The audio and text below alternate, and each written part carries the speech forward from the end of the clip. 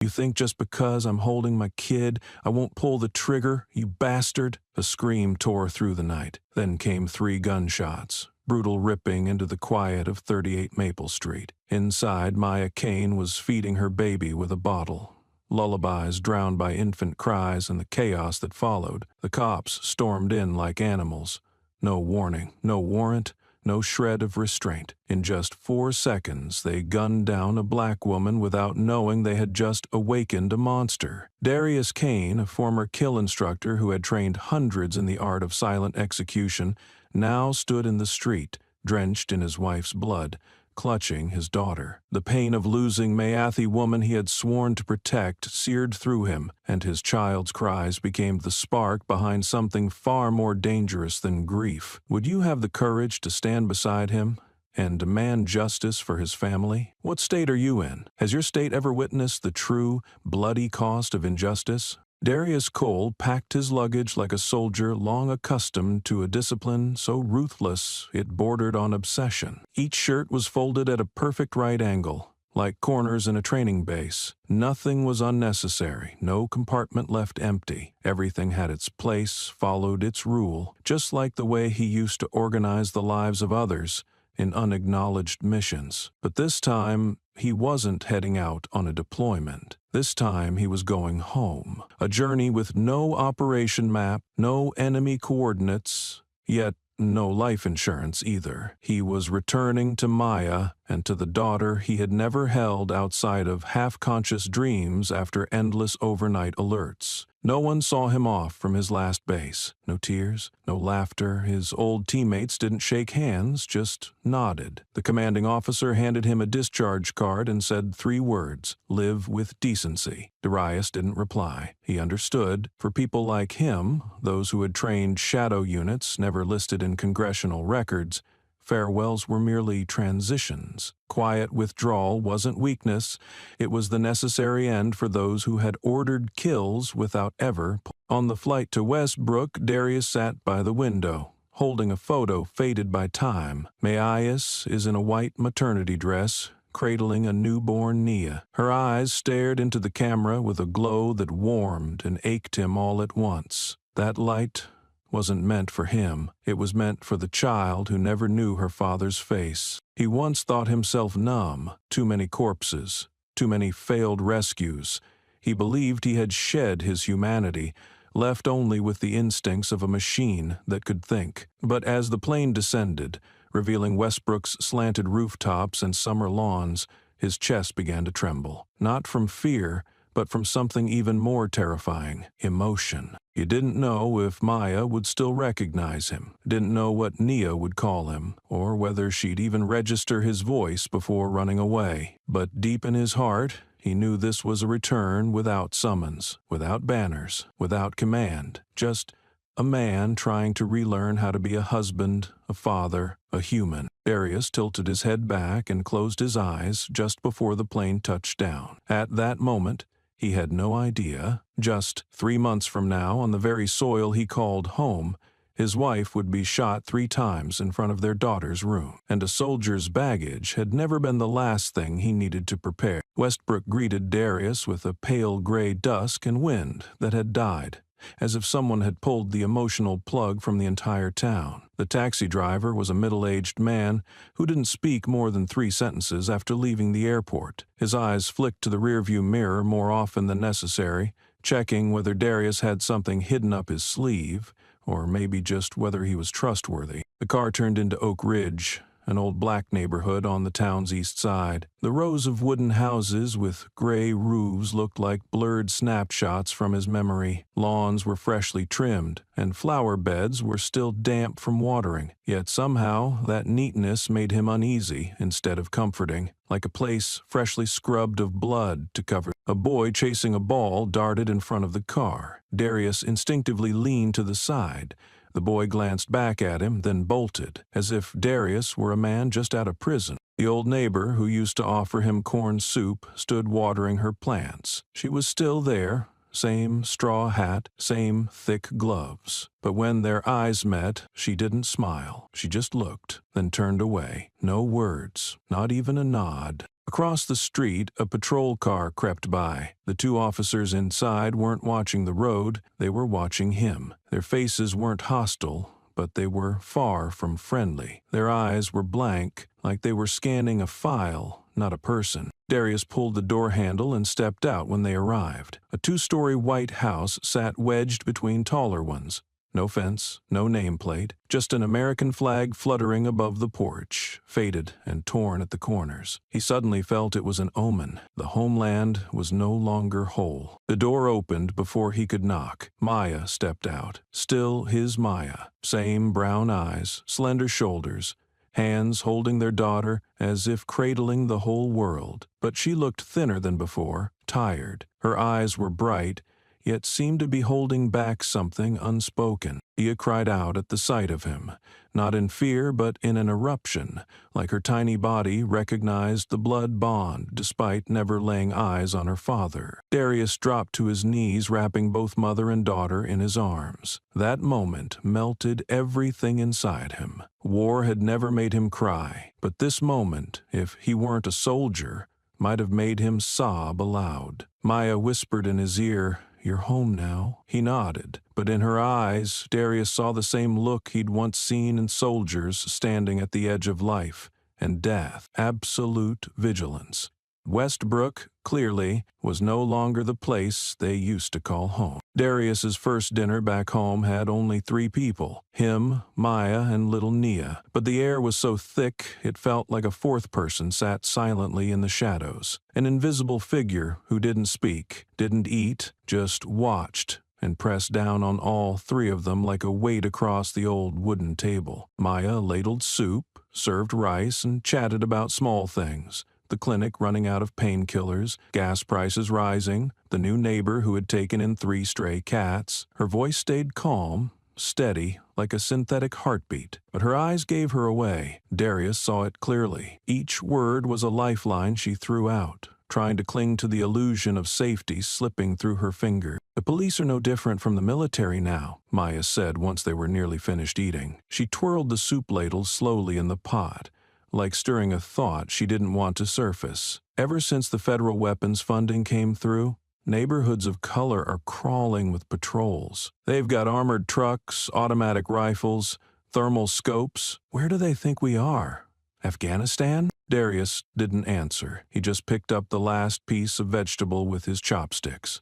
Not because he had nothing to say, but because he knew if he opened his mouth right then, he wouldn't be able to control the tone of his voice. "Last week," Maya continued, her voice dropping lower, "a 10th grade kid got his arm broken by police, right on the corner of Winston. His crime was not unlocking his phone when they asked.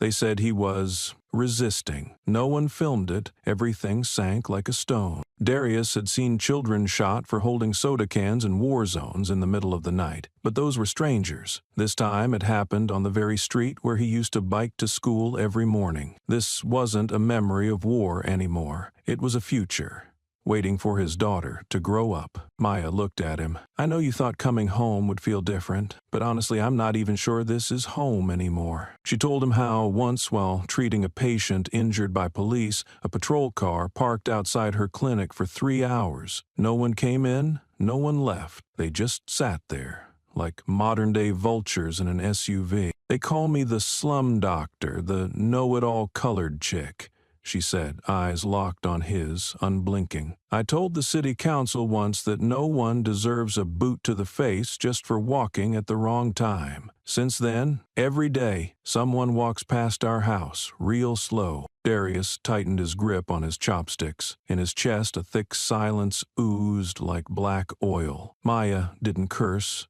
didn't cry, didn't scream, but it was that weariness that unsettled him most. Not because she was scared, but because she was used to it. And if Maya was used to it, then Westbrook was no longer safe. 3 days after returning, Darius left the house one morning to go to a supermarket just a few blocks away. Maya said they were out of milk, out of diapers, and Mia had cried nearly all night. He decided to go himself instead of placing an order, a small act just to reclaim a bit of a normal life. The drive from Oak Ridge to the shopping center usually took 5 minutes.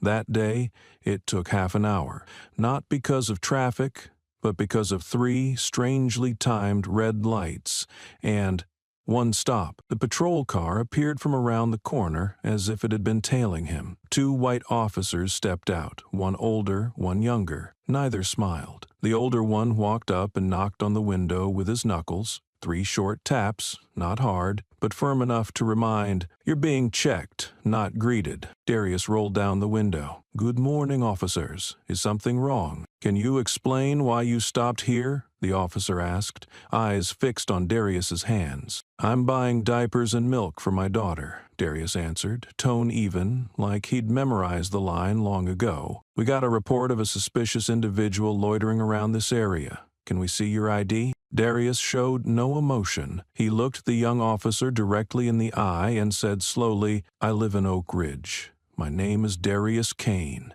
Veteran, just discharged." The air grew thick. A burst of static crackled from the patrol radio. The older officer gave a subtle nod. "Step out of the vehicle, quick check." There was no choice. Darius unbuckled, opened the door, and stepped out. His hands were up, slowly, deliberately. That movement, one he had drilled into hundreds of recruits to help them survive at gunpoint, was now one he used on his own soil. They searched his wallet, opened the trunk, unzipped the diaper bag, examined his veteran ID under the light, then looked at each other. The tension in their eyes turned into something more sheepish. "Sorry, just procedure," one said, his voice softening. Darius said nothing. He nodded, gathered his things, and got back in the car. The AC was colder than before, but sweat lined his forehead. 10 minutes. No one asked if he needed help. No one said hello. They just checked to see if he deserved suspicion. That evening when he told Maya, she went still, not surprised, just quietly refilled his glass and said slowly, "They let you go because you wore the uniform once.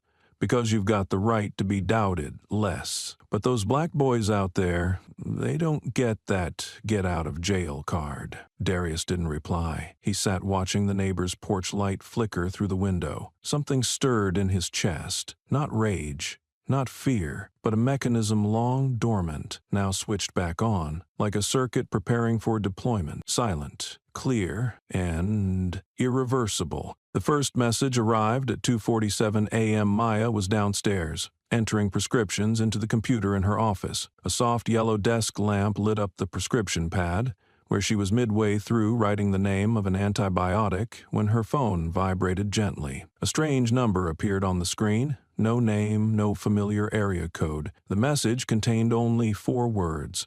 No punctuation, no greeting, not a single wasted character. "Stay quiet. If Maya stared at the line for 10 seconds after finishing it. Her fingers froze above the keyboard. The message said nothing specific, but it said everything. She had said too much. Or more precisely, she had touched a place no one was allowed to touch. She didn't reply. Didn't delete it either. She simply set the phone down on the desk and leaned back in her chair. The house was so quiet she could hear Nia turning in her sleep upstairs. Darius was putting the baby to bed, and that night, for the first time since he came back, she didn't cry. Maya didn't wake her husband, not out of fear, but because she knew that if Darius found out, he would switch into combat mode instantly. She didn't want him to become that man again, the one who could turn suspicion into ruthless action in under 10 minutes. But the next morning, Maya knew she hadn't imagined anything. The clinic opened at 7:30. When she arrived, the front window had been smashed to pieces. Shards of glass scattered across the walkway like tiny blades stabbed into her sense of safety. Someone had taken a blunt object straight to the clinic logo. Below it, red spray paint scrawled the words,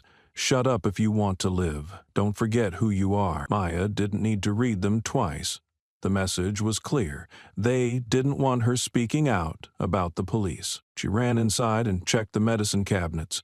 Nothing was missing, but every security camera had gone dark. No lights. When the technician checked the system, he found the signal cables had been cut from the inside after the power was disabled. Whoever did this knew exactly where to cut. This wasn't some random kids messing around, he said, then fell silent when he saw Maya's face. The police arrived 2 hours after she called. Two men, one older, one younger, stepped over the broken glass like walking through a puddle. They glanced at the words on the wall, then turned to Maya. "Do you have any personal enemies?" "No. But I did speak at the city council last week about police oversight." The older officer exhaled long and slow. "Could be gang stuff. It could just be random vandalism. No one hurt, no witnesses, no cameras. Tough to investigate, but that's a direct threat," he shrugged. "We'll file a report." When they left, Maya remained standing there. No one asked further questions. No one photographed the scene. No one dusted for prints, and she understood. The way they hurried back to their car, the way they avoided her eyes, that was the real answer. That night, when Mia told Darius, he set his spoon down and stopped eating, but he didn't say a word. In his eyes, silence was more terrifying than gunfire, and she knew one more sign, even a small one, and the war would begin. No declarations needed. Though the attack rattled the clinic staff, Maya still chose to attend the city council meeting on Wednesday evening. She'd signed up the week before, and the topic was anything but light, proposing an independent oversight mechanism for the Westbrook Police, a force that increasingly acted more like an expeditionary army than a civilian protection agency. She knew she was stepping onto a stage of wary eyes, but for Maya, silence had never been an option. The committee room was inside the old town hall, low-ceilinged, flickering fluorescent lights, wooden chairs jammed close together, the air stifling like every vent had been deliberately sealed. The seats were nearly full, with a few police officers in attendance, and at the front sat the council members, including Colton Maddox, rumored to be the real power behind the force. Maya stepped up to the podium, her left hand still wrapped in a bandage from the glass cut that hadn't fully healed. She stood tall, not hiding her fatigue nor her resolve. "Ladies and gentlemen," she began, her voice steady though not loud, each word slicing through the air like a knife. "I'm not speaking to you as a doctor tonight, but as a mother, a citizen, a neighbor, and someone who's had to lower her gaze when a police car slowed in front of her house for no reason other than the color of my skin and the sound of my voice." A chair creaked at the back of the room. Maya didn't turn. She continued, "I'm not saying all officers are bad, but when a child's arm is broken for not handing over a phone, when clinic security cameras coincidentally fail during an attack, we have to admit, something in this system has rotted, and if we don't have independent oversight, who watches the ones with the guns?" She ended not with a slogan, but with a steady gaze at every face in front of her. No applause, no objections, just eyes cold as the wood of the desks, and in the front right row, Colton Maddox, the police chief's son, sat completely still. He didn't clap, didn't take notes, didn't look away. He just smiled slightly, without warmth, the smile of someone who'd marked their target. On the drive home, Maya felt like she was being followed. A black car stayed behind her at a steady distance. The headlights blinked on and off with each turn, like a mechanical heartbeat. When she turned onto a side street near home, the lights cut out suddenly, and the car vanished. No pass, no U-turn, just gone. That night, when Maya told Darius everything, he didn't say a word. He washed his hands, dried them, and walked straight to the storage room, where a fingerprint-locked drawer sat waiting. For the first time since returning home, he opened the metal case he'd sealed during the war, and inside were tools he'd sworn never to touch again: a handgun, a comms headset, an infrared light, and a razor-sharp combat knife. Maya stood behind him, saying nothing, because both of them knew the war hadn't started yet, but someone had fired the first shot, and this time it wasn't overseas.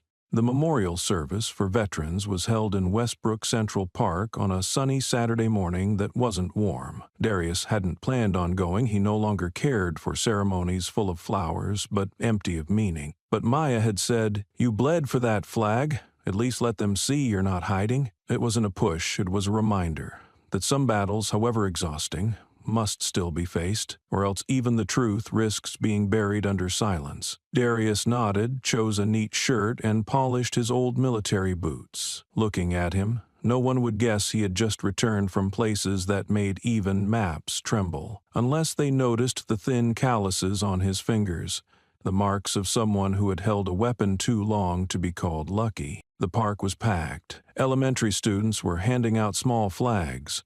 Parade music crackled from old speakers, and elderly men wore memorial pins over their hearts. Darius walked slowly through the crowd, trying to maintain a neutral expression, but his eyes didn't miss a single face. He wasn't looking for anyone in particular, he just wanted to see who was looking at him. And then he saw him, Sheriff Vernon Maddox, the man Maya had mentioned in fragmented stories that always ended with unease. The sheriff stood beneath the flag being hoisted slowly, one hand over his heart, the other loosely behind his back. When he saw Darius, he stepped forward and extended a hand, his smile perfectly formed, but his eyes as empty as an office with no real files. "Your cane?" he asked. "Yes, sir. Just discharged," Darius replied. "Westbrook needs more men like you," Vernon said, his grip firm but without pressure. His eyes didn't blink, didn't drift, as if trying to memorize the dimensions of a potential threat. It was not a friendly handshake, nor outright hostile,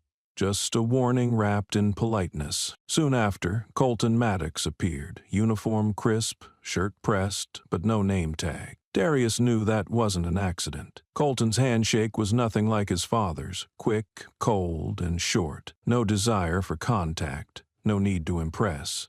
Just a formality, maybe even a test of reflex. "Hope you adjust well to civilian life," Colton said, voice flat and low as if every syllable had been pre-measured. "Never found anything harder," Darius replied, and for the first time since returning to Westbrook, he felt surrounded not by townspeople, but by a network that had been running long before he made it home. They didn't ask for more, he didn't say more, but in those few seconds, standing between three men with badges, uniforms, and the mask of justice, Darius understood one thing. They had recognized him, and they didn't like it. After that encounter at the memorial, Darius began to see Westbrook with different eyes, no longer through the lens of someone coming home, but as someone who had survived by reading undercurrents. And the more he looked, the clearer it became. This town wasn't run by laws, it was run by signals. Every street, every light, every patrol was a message sent to the right person at the right time. Each time he drove past the police station, he noted small details most people missed. Patrol cars never moved alone. They traveled in pairs, lights flashing without sirens, as if both warning and reminding. In the neighborhoods of color, especially on the east side, patrols were present every morning and late afternoon. Meanwhile, on the west side, where the houses were bigger and the skin tones lighter, everything was quiet. No sirens, no random stops. Darius began taking notes. Every morning at 4:17 a.m., a black SUV with no plates left from the rear gate of the police station. Always on time, always the same direction, always through a gate with no public cameras. The third floor of the station, officially labeled Records Storage, stayed lit until 2 a.m. every night. No one said who worked there, no one went in, but the lights never went out. One afternoon, Darius sat in a small cafe near the station, pretending to read the paper. Near the window, two young officers were talking quietly, but not discreetly enough. That day, Maddox gave the order himself, one said. "No warrant needed, no prior notice." The other nodded, stirring coffee. "Quick, clean, done." Darius didn't need to ask to understand. They were talking about a raid, and likely the target was one of Maya's patients. Maybe the boy with the broken arm, maybe someone else. But the common thread was clear. Their skin wasn't white. Darius wasn't a detective. He'd never worn a badge, but he had trained others to find the weak spots in systems that claimed to be airtight. And he knew real power doesn't show itself through slogans or title plaques. It reveals itself through actions, repeated without question. That night, he went home, opened his notebook, and wrote in calm, steady handwriting. Not like a man recording a diary, but like one making a plan. They act like they fear no consequences. So who's protecting them? He closed the notebook, locked the drawer, stood up, and turned off the light. But in his mind, a map had begun to form. Not of geography, but of a system. And on that map, Darius Kane was no longer an outsider. The interview was scheduled for 5 p.m. at the Aegis Security Solutions office in Riverdale, a neighboring city about a 40-minute drive from Westbrook. Aegis specialized in strategic security contracts for corporations, governments, and some international organizations, a world Darius was no stranger to. Nearly 20 years embedded in special units and training operatives in gray zone operations had made him one of the rare candidates whose resume spoke for itself. Yet, it wasn't Darius who reached out to Aegis. It was Maya. She printed the application, reminded him of the schedule, and even ironed his shirt. Not because you need the job, but because you need a new rhythm to survive, she said, and he understood. Survival wasn't just staying alive, it was keeping your mind from slipping back into old places. The interview ended after just 17 minutes. The person who met with Darius was a silver-haired former SEAL named Booker, who, after reviewing the file for barely 5 minutes, stood up and shook his hand. "A guy like you applying here? It should be our honor." Their conversation didn't sound like a recruiter and an applicant, but like two soldiers who had survived and knew the cost of silence. They discussed multi-layered infrastructure security plans, emergency response to intrusions, real-time risk assessments, and scenarios without evacuation blueprints. For Darius, none of that was theoretical, it was muscle memory. He left the Aegis office at 4:50 p.m., not exactly relieved but more composed than he'd expected. On the drive back, just as he merged onto Highway 19, his phone buzzed. It was Maya. From the moment she spoke, Darius knew something was wrong. Her voice was small, dry, without tone. "There's a black car parked in front of the house this afternoon.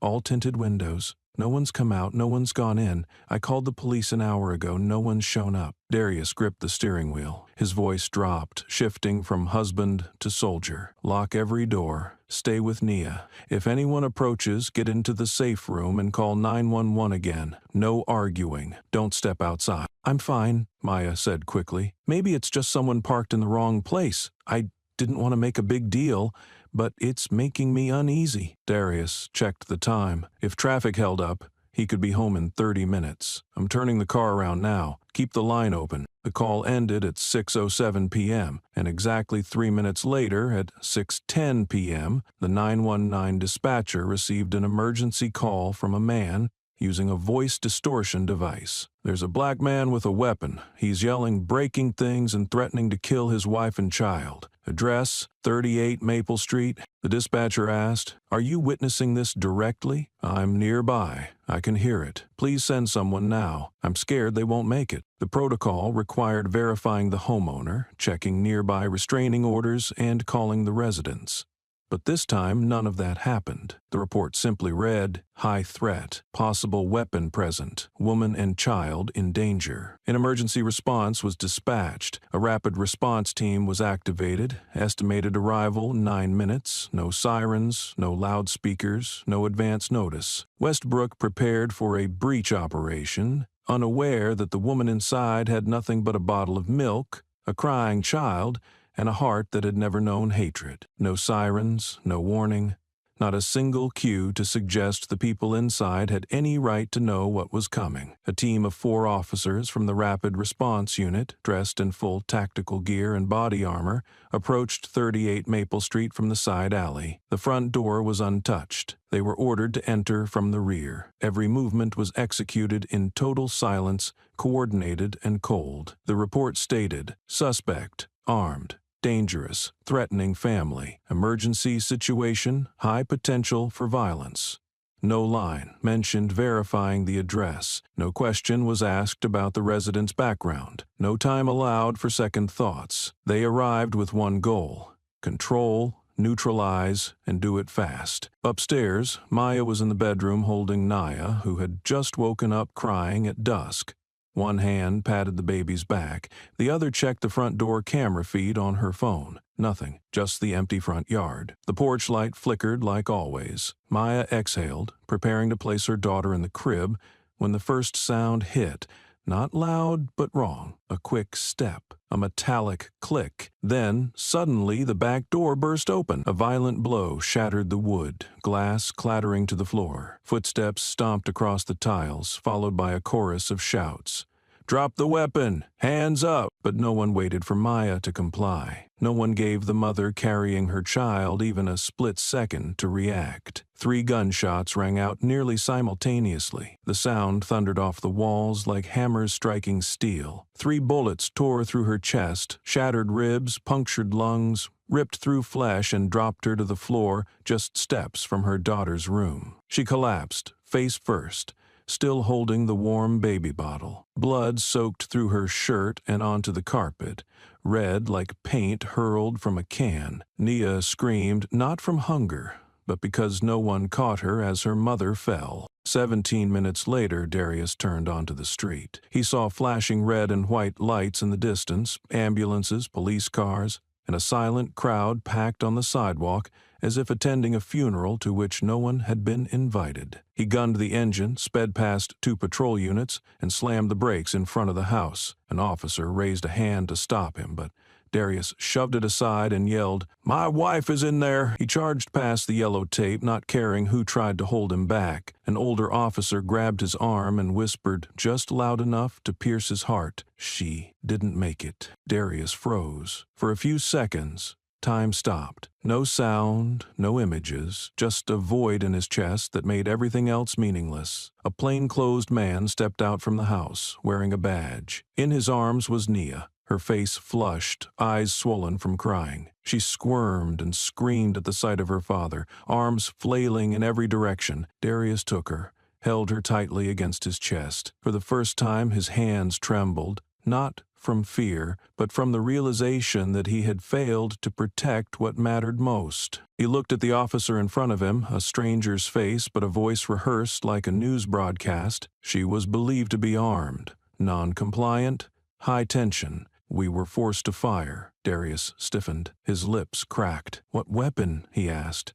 his voice low but loaded with unspeakable noise. The officer looked down, mumbled like he wished to disappear. The thing in her hands was a baby bottle. Less than 24 hours after Maya's death, the morning broadcast on Westbrook Local News opened as if reading a weather report. The anchor's voice was flat, expressionless. A woman was shot and killed during a tense confrontation with police last night in the Maple neighborhood. According to police sources, the suspect was uncooperative and displayed threatening behavior with an object resembling a weapon. The entire segment lasted exactly 1.5 minutes. There was no mention of Maya's name, no image, no confirmation that she was a doctor, no acknowledgement of the 18-month-old child who witnessed her mother collapse onto the floor. In the closing part of the broadcast, the anchor shifted to a multi-car pileup, complete with graphics and soft background music. Darius sat motionless in front of the screen, holding Nia in his arms. The child didn't cry, she just buried her face into his chest, as if sensing something unnameable was descending upon her family. Darius didn't blink. He heard every word, every syllable. Each one sliced his skin like a paper cut, thin but deep. He had seen how the media manipulated stories in occupied countries, but he never thought it would happen here, in the place he once believed he'd grow old. That afternoon, he went to the police headquarters. A receptionist in a white shirt, eyes fixed on the screen instead of the person, asked, "What do you need?" "I'm Darius Kane. My wife, Maya, was shot last night. I'm here to request access to the incident report." The receptionist typed a few keys, then looked up, face unmoved. "Sorry, the case is under internal investigation. We cannot release any information at this time. We have the right to know who fired the shots and why. We cannot confirm that at the moment. If you'd like, you may file a formal request through the mail." Darius kept calm. He didn't yell, didn't slam the desk, but he pressed on. "Where's the body cam footage? The system is undergoing an upgrade. Last night, all team cameras experienced technical failure. No recordings exist." None at all? That's correct. No response team deploys without cameras. That's a federal regulation. You may file a complaint if you disagree with the procedure. He asked to speak with the officer in charge that night. Denied. Asked for the names of the 4 officers who entered the home. Denied. Requested a copy of the incident report. Denied. Each time he asked, he received the same repeated line: "We cannot provide information at this time." Leaving the police station, Darius stepped down the stone stairs as if emerging from a place with no oxygen. Every door that the Constitution and the law once called citizen access rights had become concrete walls. No one opened up, no one met his eyes, no one offered condolences. Only locked doors, and behind them a system rushing to rewrite reality in its favor. That evening, when he returned home, a plain white envelope with no sender had been pushed through the mail slot. Inside was a cheaply printed flyer. Dangerous situation. Necessary response. Police don't kill the innocent. They protect society from extremists. Darius stared at the words. He didn't tear it, didn't burn it. He folded it into quarters, placed it in a drawer, and locked it, not to forget, but to remember, because clearly someone was fast at crafting a lie, and even faster at making it believed. That same evening, just as Darius stepped into the pharmacy to pick up more formula for Nia, his phone buzzed. A message from an old friend with a link to a front-page article from the Westbrook Chronicle. The headline was bold and unapologetic. "Woman tied to anti-police groups shot in emergency intervention." Darius clicked. The article was brief, only 4 short paragraphs. But every sentence dripped with deliberate framing. Anonymous sources within the police department confirmed that the victim had a history of making inflammatory statements against law enforcement. She had spoken at several council meetings, using combative language, and had been warned about incitement. Not a word was mentioned that Maya was a doctor. No acknowledgement of the community clinic she ran. No one said she had treated children for free, children whose arms had been broken by the very same police, and absolutely no one mentioned that a child not yet 2 years old had lost her mother to 3 bullets fired into an unarmed chest. The final sentence of the article was the pinnacle of systematic coldness. "There is currently no evidence suggesting officers violated protocol." Darius stared at the screen, no longer feeling rage, but a kind of numbness. What he was facing was no longer a mistaken shooting. It was a script, a crisis management campaign, not to correct a wrong, but to rewrite reality. He got home at 5:23 p.m. The black SUV parked across the street had arrived before him. 3 plainclothes men sat inside, doing nothing, just watching. No cigarettes, no phones, just eyes were fixed on his front door like guarding a target. No one stepped out. No one needed to. Their presence alone was the message. Darius didn't greet them, didn't pretend not to notice. He entered the house, lifted Nia from the babysitter's arms, closed all the curtains, and turned on the kitchen light. That night, he didn't eat, didn't turn on the TV, didn't call anyone. After Nia fell asleep, he stepped into the hallway, turned on the dim light, and opened the safe beneath the stairs, where Maya used to keep what she called the stuff no one bothers to read but me. Inside the worn document bag were printed medical reports, testimony transcripts, injury photos, and audio recordings between patients and doctors. There were handwritten notes in purple ink. Maya's. Patient claims to have been struck with a baton. Reason for detainment. Jogging in a strange neighborhood. No prior injuries. Next to that was a chart Maya had compiled from public data comparing rates of treatment, arrest, and injury by race. Numbers don't lie.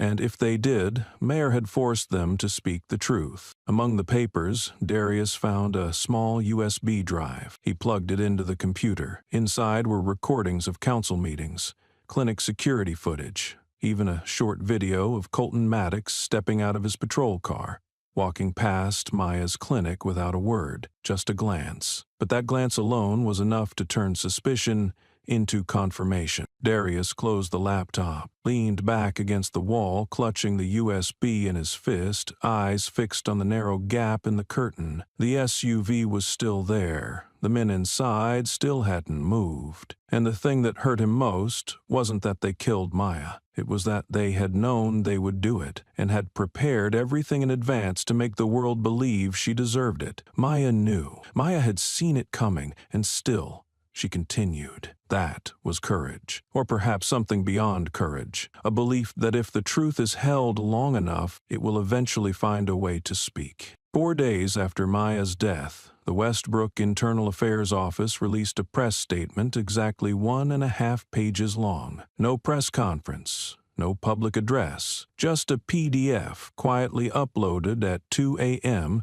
to the police department's website, as if they themselves knew the contents weren't fit for daylight. The opening line got straight to the point. After reviewing the relevant factors, including testimonies and the scene assessment, the Internal Affairs Office concludes that the officers acted in accordance with emergency response protocol. No violation of professional conduct was found. No recommendation for suspension or disciplinary action. Everything was neat. Everything was clear, and everything was written in a special kind of language, one that no one actually speaks, yet is powerful enough to crush the truth. No apology, no condolences, no mention of Maya's name, no acknowledgement that she was unarmed, no mention that she was a doctor, a wife, a mother. Only one cold, repeated designation throughout the entire document: female subject. Darius printed the report, laid it out on the table. Every line was formatted to administrative perfection,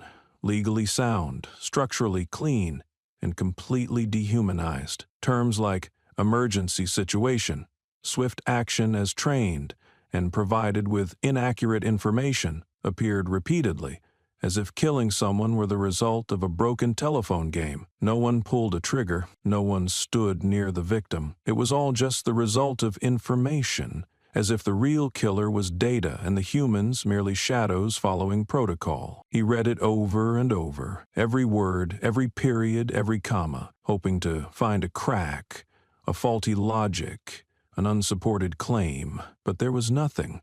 They had done it too well. The report was drafted by someone who understood the law, understood how to legitimize a death, and most of all, understood that public silence would protect them better than any lawyer. Darius folded the paper, placed it in a private file. He didn't tear it up, didn't burn it. Because of this, he knew couldn't be destroyed that easily. It was evidence, not of an act, but of a mindset. If a death can't be denied, then its reason must be stripped away until it's no longer worth investigating. To those who wrote the report, Maya's death wasn't a tragedy. It was an operational outcome, an unfortunate incident, a learning opportunity. But for Darius, it was the beginning not of grief, but of confrontation, because he understood better than anyone. When a system can kill and call it reasonable, that system has become the criminal. Only now it wears a uniform and is protected by law. Immediately after the Internal Affairs findings were released, Darius took action. Not with a gun, not with violence, but with files, complaints, legal procedures. The tools people say are the proper path to justice. He hired a seasoned black attorney, formerly with a civil rights organization in a neighboring state. The lawyer reviewed the file, his expression solemn, and said, "This is the kind of case that should explode across the media." But less than a week later, he called back, voice low, "I'm sorry, but due to health issues and family pressure, I can't continue assisting you. No further explanation." No files transferred. Darius approached a second lawyer, younger, well-known in civil rights circles. The man skimmed the file and shook his head. "I can't take this. Westbrook's a sensitive area. Honestly, I don't want that kind of heat in my office." Darius wasn't surprised, but it was the lawyer's calm that sent a chill through him, as if refusing justice was a professional reflex, trained long ago. Not stopping at lawyers, Darius submitted the file directly to the district attorney's office, including all collected evidence. medical reports, eyewitness accounts, and documented threats Maya had received. The reply came exactly 5 days later. After reviewing the content, we conclude the case does not meet the criteria for criminal conduct. No investigation will be open. He then filed for an independent inquiry with the State Civil Rights Commission. This time, there was no reply, no confirmation email, no phone call. It was as if the request had never been read or had been tucked away in a drawer with no key. Darius called the commission's hotline directly. A polite female voice answered, "We have received your request. Your case is currently in the review queue. How long will it take? That cannot be determined. Who is in charge of processing it? That information cannot be disclosed." Every step he took, every door he knocked on, opened only to shut itself the moment he reached for the handle. Each wall was built not from bricks, but from administrative language, internal policies, and politely delivered refusals, soft enough not to be called injustice, but cold enough to kill hope. Darius used to believe war zones were the most brutal places, where one wrong decision could get your team killed, where every shot was a coin toss with death. But now he understood. There's a place even harsher, where truth is held back by the very people assigned to uncover it. And more terrifying than bullets is organized indifference, where everything is by the book, and that very book makes wrongdoing untouchable. Anyone who says justice finds a way has clearly never been buried under layers of procedure, where a person can be killed in seconds but accountability drags on for years, or never arrives, because here, justice isn't blocked by walls. It's buried alive under paperwork and official stamps. 3 days after his third application was denied, Darius sat in the living room, daylight filtering through the thin curtains, not nearly enough to dispel the oppressive weight hanging over the house. Nia had fallen asleep on the sofa, and he sat upright, holding the same old file he'd read dozens of times. Nothing new, no way out. The lawyer had declined, the Civil Rights Committee hadn't responded, and the system, cold and silent, sat there like it had its legs crossed, waiting for him to run out of breath. For reasons he couldn't explain, maybe instinct still functioned even as his mind spiraled, Darius stood and walked into the small office next to the kitchen. This was where Maya used to spend hours after each shift, writing reports, answering emails, and pinning sticky notes to the raw wood wall behind her desk. He had passed by that room hundreds of times, but had never truly stepped inside, not from distance, but from respect. It was her space, ruled by a logic that didn't need to be explained. The room looked exactly as it did the last time she left it. A pen lying slightly askew on her notepad, a dark ring of dried tea at the bottom of her mug, medical documents slanted in a plastic tray, the office chair's armrest peeling in patches. But something made Darius pause. He looked at the bottom left drawer, the one Maya once jokingly called the graveyard for dead pens and scrap paper, just a throwaway comment, but now it rang in his mind with a different tone. He knelt and opened the drawer. Just as Maya had said, broken pens, an old pack of sticky notes, some clinic receipts. But when he touched the back of the drawer, he felt an uneven ridge in the wood. He tapped. Hollow sound. The soldier's instinct returned, the same instinct that once led him to discover hidden bunkers and forgotten war zones. He pressed the left corner. A piece of wood popped loose and small, but just big enough to reveal a compartment. Inside it, a silver USB drive. It had no label, no marking, no name. Smooth, ice cold. As he held it, his hand trembled, not out of fear, but because he knew Maya well enough to understand if she hid it this well, its purpose wasn't to protect her, but to protect the truth. If she could no longer speak. He didn't plug it in right away. He stood, closed the office door, and pulled the curtain shut. At that moment, he wasn't Darius Kane, the husband searching for justice. He became Darius, the former tactical officer trained in digital extraction from compromised sites. Every step is methodical. He checked the laptop, disconnected the internet, band-ooded into safe mode. Then he inserted the USB. A folder appeared. No title, just a generic file icon. Inside were hundreds of files. He didn't open any yet, just studied how Maya named them. Numbered, dated, coded, as if she expected the reader not to know who she was. only what she had done. And Darius understood, once he opened that first file, his mission would no longer be about justice for Maya. It would be about exposing what killed her.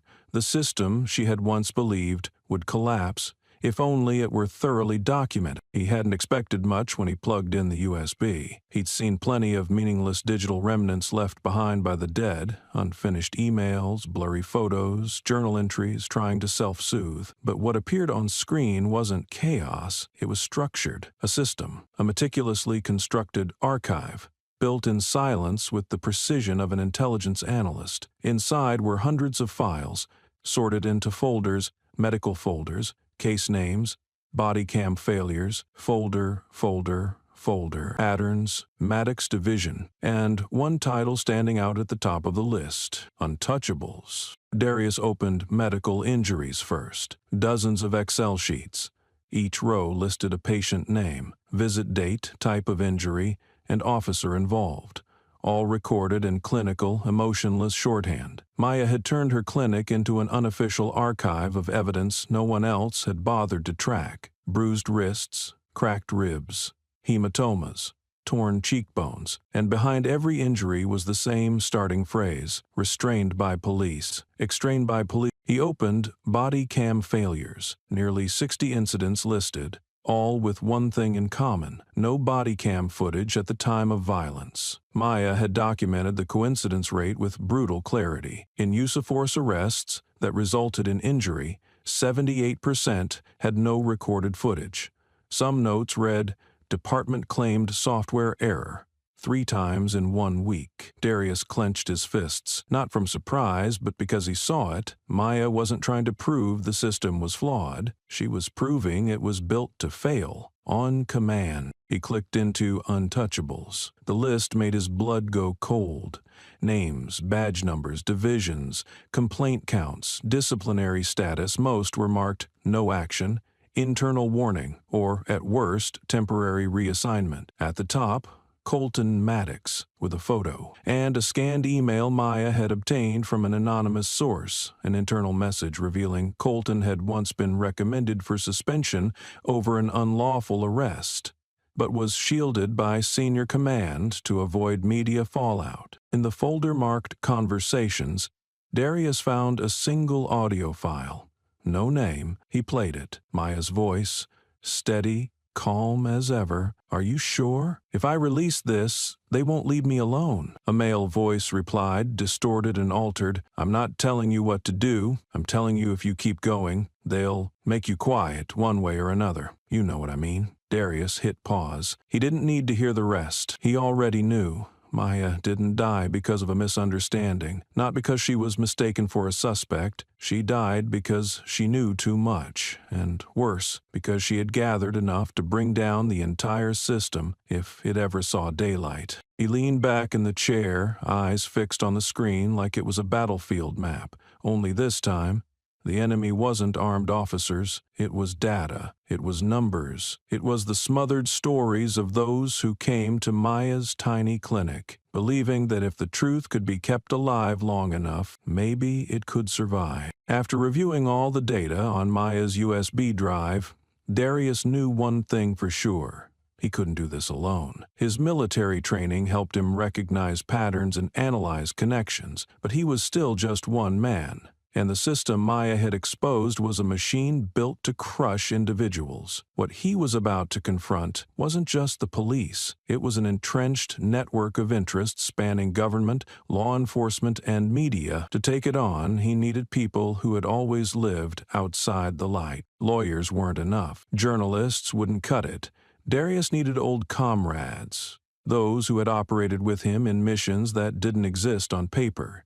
Those who had crossed ethical lines without losing their humanity. They had no names in military records, no files in defense personnel systems, no recognition, and that's exactly what made them valuable, because no one can trace ghosts that were never officially alive. He opened his old encrypted directory, a piece of software housed on an external hard drive, only accessible via fingerprint scan and a 27-character passphrase. It was a private communications system once developed for the Covert Strategic Response Program, a specialized division accessible only to units tasked on behalf of the nation without legal constraint. The directory contained no real names, only code names, last known coordinates, and emergency command codes. Darius sent a single signal, RIP, Ghostmaker Online. In their world, Ghostmaker wasn't just a code name. It was a reminder of the one responsible for erasing what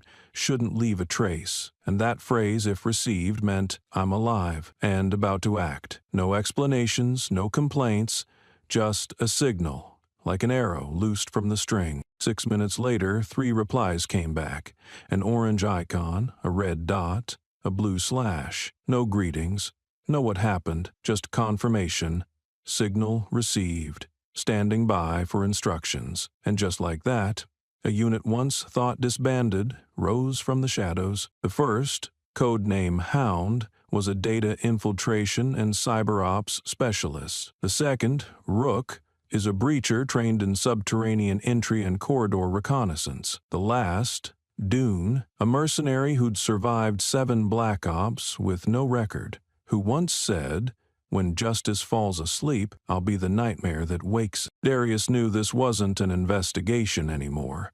This was an operation. And Maya, though gone, had placed in his hands something no court would dare admit, no agency would dare process, an unproven truth, powerful enough to make a shooter hesitate if dragged into daylight. They didn't need heavy weapons. They needed data. Patterns, routines, internal schematics, and every flaw the supposedly airtight system had ever exposed. Within 24 hours, the team began sending back location pings, and for the first time in weeks, Darius felt he was no longer alone. 4 days after the signal was sent, an old truck pulled up outside an abandoned warehouse on the outskirts of Dustville, 70 miles north of Westbrook. No cameras, no neighbors, no phone signal. The place had once been a Cold War-era logistics station, abandoned since 2003. Now, it served as a temporary command center for an unnamed operation, an investigation the authorities would never admit had existed. Darius arrived first. He rechecked anti-surveillance equipment, removed signal-blocking metal sheets from the walls, and activated the internal security system. Every step was double verified, once through data, once through instinct. He allowed no loose ends, because he knew Maya hadn't just crossed a deputy. She had disturbed a link in a power network built to make truth disappear. The other 3 arrived one by one, no hugs, no handshakes, no need for confirmation. They recognized each other by gait, by breath rhythm, by eyes that had once shared death in unmarked alleys. No one asked Darius why Maya was killed. No one said, "What do you need?" The first thing they said, almost in unison, was, "Where do we start?" Darius spread the schematic across the table. Documents Maya had gathered, audio recordings, patterns of behavior, and schedules tied to a group of officers beyond reach, a city traffic map, insurance data, gaps in traffic camera footage, internal complaints are never made public, an entire ecosystem of power Maya had mapped layer by layer. Now they would trace those veins like dissecting a living organism. No one called it an investigation. They called it a campaign. The objective had 3 distinct phases: gather, verify, and expose. No theories, no idealism, just information, data, and a single survival goal: to force light into the places the system believed were permanently dark. Hound, a former military nonlinear data analyst, was assigned to trace the financial movements of the officers on the untouchables list. He wasn't looking for bribes. He was tracking illogical correlations between lifestyle and salary. Rook, a metadata analyst, mapped out traffic cameras that had gone dark at just the right time over the past 3 years, identifying nodes where the surveillance grid had been remotely manipulated, likely from within. Dune, whose origin no one could confirm, slipped into the communities of color in Westbrook like a shadow. He spoke with those too afraid to testify, collected fragments of truth that, when pieced together, could pierce the official no wrongdoing conclusions issued by Internal Affairs. And Darius, he wasn't just leading, he was the face, the one who would engage with the files, the authorities, the public, the one who would step forward at the exact moment the truth became undeniable. He was no longer the grieving husband, no longer the unemployed veteran. Now he was once again Ghostmaker, the man who had existed to erase lies with deadly precision. And the operation had begun. No guns, no blood, but every verified fact, every cross-heckered clue was a bullet. And the system, the one that had believed itself untouchable, was now staring down the barrel of a gun it couldn't see. The name Amy Lawson appeared in data Dune had gathered from Westbrook Regional Hospital when he began cross-checking the list of medical personnel on duty the night Maya was shot. She was the night shift nurse in the ER, the one who had received Maya's body before it was transferred to the coroner. Of the 5 people present that night, she was the only one who hadn't provided any official statement. That caught Dune's attention. After several days of indirect inquiries through contacts in the medical field, Dune confirmed that Amy had confided in a colleague, saying, "What's written in the report doesn't match what I saw with my own eyes." Dune signaled Darius, and a meeting was arranged at an old warehouse the group had converted into a safe rendezvous point. She agreed, but her voice on the phone betrayed clear anxiety. "Something's not right," Amy said during the call, her voice low and shaky. "I'm not a forensic expert, but I saw Maya's body. There were no signs of a struggle, no wrist bruises, no scratch marks, just 3 bullet wounds, clean, deep, all to the front of the chest. And the range, very close." She paused, then added, "They told me not to say anything, told me to let Internal Affairs handle it. But I can't. I saw what I saw. Darius listened in silence. He didn't pressure her. He just said, "We have ways to protect witnesses.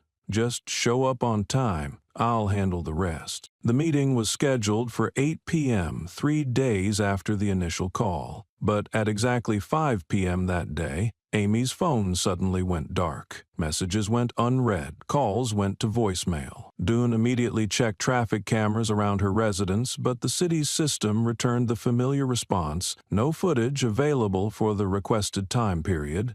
Camera under maintenance. They waited with dwindling hope for 72 hours. By late on the 3rd day, local police reported finding a silver-gray car submerged in a lake near Silverbank Park. Inside was the body of Amy Lawson. A preliminary conclusion was released within hours. Driver appeared to have lost control, possibly due to fatigue or substance use. No signs of foul play. Self-caused accident. No camera review around the lake. No independent autopsy. No protection order. And no one was held accountable. Darius looked at a photo of Amy smiling with a patient on social media. Bright eyes, young face, full of spirit. He printed the photo and pinned it to the operations board in the warehouse. A short note below her name, tried to speak, no one heard in time. Just 1 day after Amy Lawson's body was found, the Westbrook Police Department's internal server system experienced an unspecified technical failure. The news didn't make it to the press, but quietly circulated in an internal notice sent through official email channels, titled plainly, "Data Loss Incident Recovery in Progress." The first line read, "Due to an unexpected power outage combined with hardware malfunction, the internal storage system experienced critical errors, resulting in data loss in certain partitions." The second line preemptively dismissed any doubts. "No signs of external interference. The issue is being handled according to procedure." Followed by the familiar phrase, "We urge all personnel to remain calm and continue operations as usual." But what was lost wasn't a few administrative forms. According to a confidential insider placed by Darius's team, the entire archive of internal camera footage, patrol records, internal affairs reports, and citizen complaint files from the past 3 years had been wiped. No images, no records. No timestamp logs from the night Maya was shot. And, crucially, no trace of Colton Maddox or his rapid response team. The person in charge of IT, a civilian contractor, was immediately suspended for violating security protocol. But instead of facing criminal charges for severe data loss, he was granted paid leave, his identity protected, and his privacy respected. Officially, the system claimed it was an unfortunate incident during a platform transition, but Darius and the team knew exactly what they had just witnessed. A move they'd seen dozens of times in Syria, Afghanistan, Liberia, places where evidence was erased not by bullets but by code, by passwords, and by technical audits. Dune, a former internal investigator in Africa, said bluntly, "They just burned the entire data archive with one tech memo, and no one will do a damn thing, because on paper it's called maintenance." Rook added, "Moves like this only happen when the data contains something dangerous enough to justify erasing the entire storage system, not to fix errors. This is what we call a system history wipe, step 3 in an institutional-level cover-up protocol." Darius said nothing. He stared at the board of severed connections. Every piece of evidence he had been gathering. Maya's testimony, Imy's records, the team's irregular conduct, the missing camera feed, the internal database, was being altered or erased before it could solidify into proof. He understood. They weren't just reacting. They were proactively clearing the path. They weren't just hiding guilt. They were rewriting reality, using the language of law. This was the moment Darius saw the full picture. It was no longer a mistaken shooting, no longer a delayed investigation. This was a system that knew how to kill, knew how to erase, and knew how to legalize wrongdoing by using law itself to neutralize resistance, by using bureaucracy to legitimize death, a system that burned trails not with fire, but with administrative forms, signatures, and a phrase the world had grown too used to hearing: "No irregularities confirmed." When every legal avenue slammed shut with the same phrase, "insufficient grounds," Darius knew he couldn't keep following the official path. The system had rejected him in every polished way possible. Unanswered letters, indefinitely postponed meetings, and pre-written conclusions signed before anyone even heard him speak. He no longer believed in oversight committees, but he still believed in one thing: the public, if angry enough, if informed enough, would not look away. If he wanted justice, he had to do what the system feared most: let the truth spread. Darius started reaching out to the press. He assembled a full dossier with all of Maya's files, photos of the statistical reports, verified audio recordings, the details of Amy Lawson's death, and the police department's data purge. He knocked on the doors of every newsroom he could, from reputable state publications to small local outlets. But the responses were almost identical, only differing in tone. "We don't have the resources for a case this large. We need to weigh the legal risk. Let's wait for the internal review to conclude." Some were blunt. "Touching Westbrook PD right now is like pulling a live grenade pin. We can't afford that." Darius didn't blame them. He knew fear was a muscle the system had trained long ago, through retaliatory lawsuits, controlled media narratives, and careers that vanished after publishing a story that went too far. He braced himself for going it alone until a freelance journalist named Sarah Kilpatrick replied to his email with a single line: "I don't trust the system, but I trust people." Sarah wasn't new to risk. She had once published a series on police abuse in a downtown precinct that led to 3 officers being investigated and herself being threatened with lawsuits, followed and dropped by 2 major newspapers. But she kept writing, kept investigating, and launched her own independent news platform to publish the stories others were too afraid to touch. Their first meeting took place in an old cafe. No cameras, no sign outside, just exposed brick walls and dim, warm light. Darius placed the USB drive on the table and slid it toward her without a word. Sarah looked at him for a moment, then asked one question: "If I release this, are you ready to take the bullets for me?" Darius didn't blink. "I'm not here to hide behind you," he said. "I'm here to break the path open." Sarah nodded. No polite smile, just a notebook coming out, the recorder switching on, and her voice calm like a field command. Start from the beginning. Don't leave anything out. From that moment, Maya was no longer just a file locked in a drawer. She became the trigger of an investigation that, if pursued to the end, could drag an entire system into the light. Sarah made no promises, but the way she flipped through every document, photographed every page, asked about every timeline, Darius knew he had found someone who couldn't be silenced. Sarah's first exposé was published on her platform, Civic Mirror, a small independent outlet trusted by civil rights groups and communities of color. No ads on the homepage, simple layout, no clickbait, just words and truth. But the headline alone was enough to make thousands stop scrolling. The woman shot over a baby bottle, and the system scrubbing the evidence. The article ran nearly 4,000 words. It included over 30 linked documents, photos of medical records, statistics on coincidentally missing body cam footage, and testimony from Amy Lawson's family, the witness who never got the chance to testify. Sarah didn't write like a journalist chasing a story. She wrote like someone who had touched the rot of power and no longer cared if her hands got dirty dragging it into daylight. She laid out everything: Maya's death, the erased server logs, the 3-year string of coincidences tied to the special response team. No grandstanding, no rallying cries, just one chilling question. Why is so much silence so carefully organized? Within 48 hours,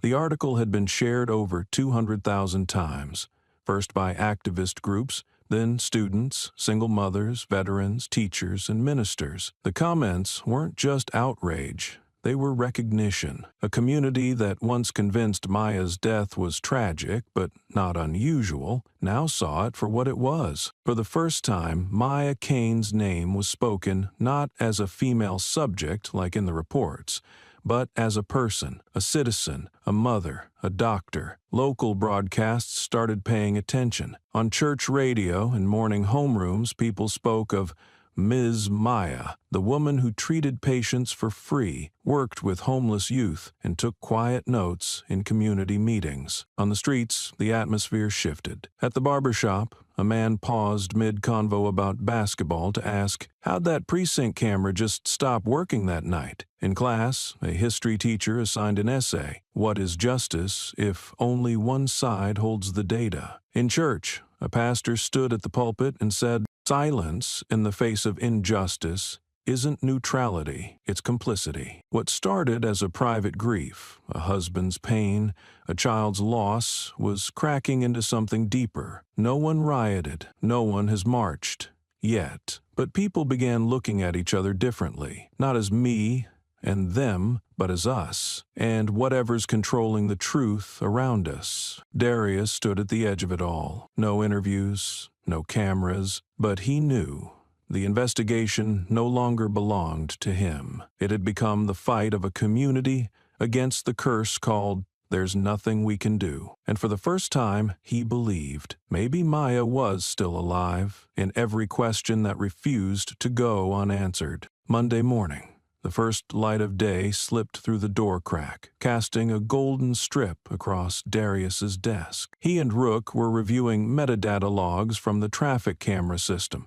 One intersection near the scene of Maya's shooting had inexplicably lost signal for exactly 27 minutes on the night it happened. Darius was analyzing the patrol route when a soft sound came from the front door, the quiet rasp of paper being slid through the mail slot. He stepped out and picked up a thick, brown envelope. No sender, no official seal, no legal entity identified. Just a bold black headline typed in an outdated font like from a broken typewriter. "Temporary emergency custody order enforcement attached." Darius opened the envelope bare-handed, without hurry. He had diffused dozens of mines, cracked hundreds of coded locks, but never had his heart felt heavier than when pulling that first page from the envelope. The reason stated in the document: unstable psychological condition due to post-traumatic stress disorder, combined with behavior indicative of extremist tendencies,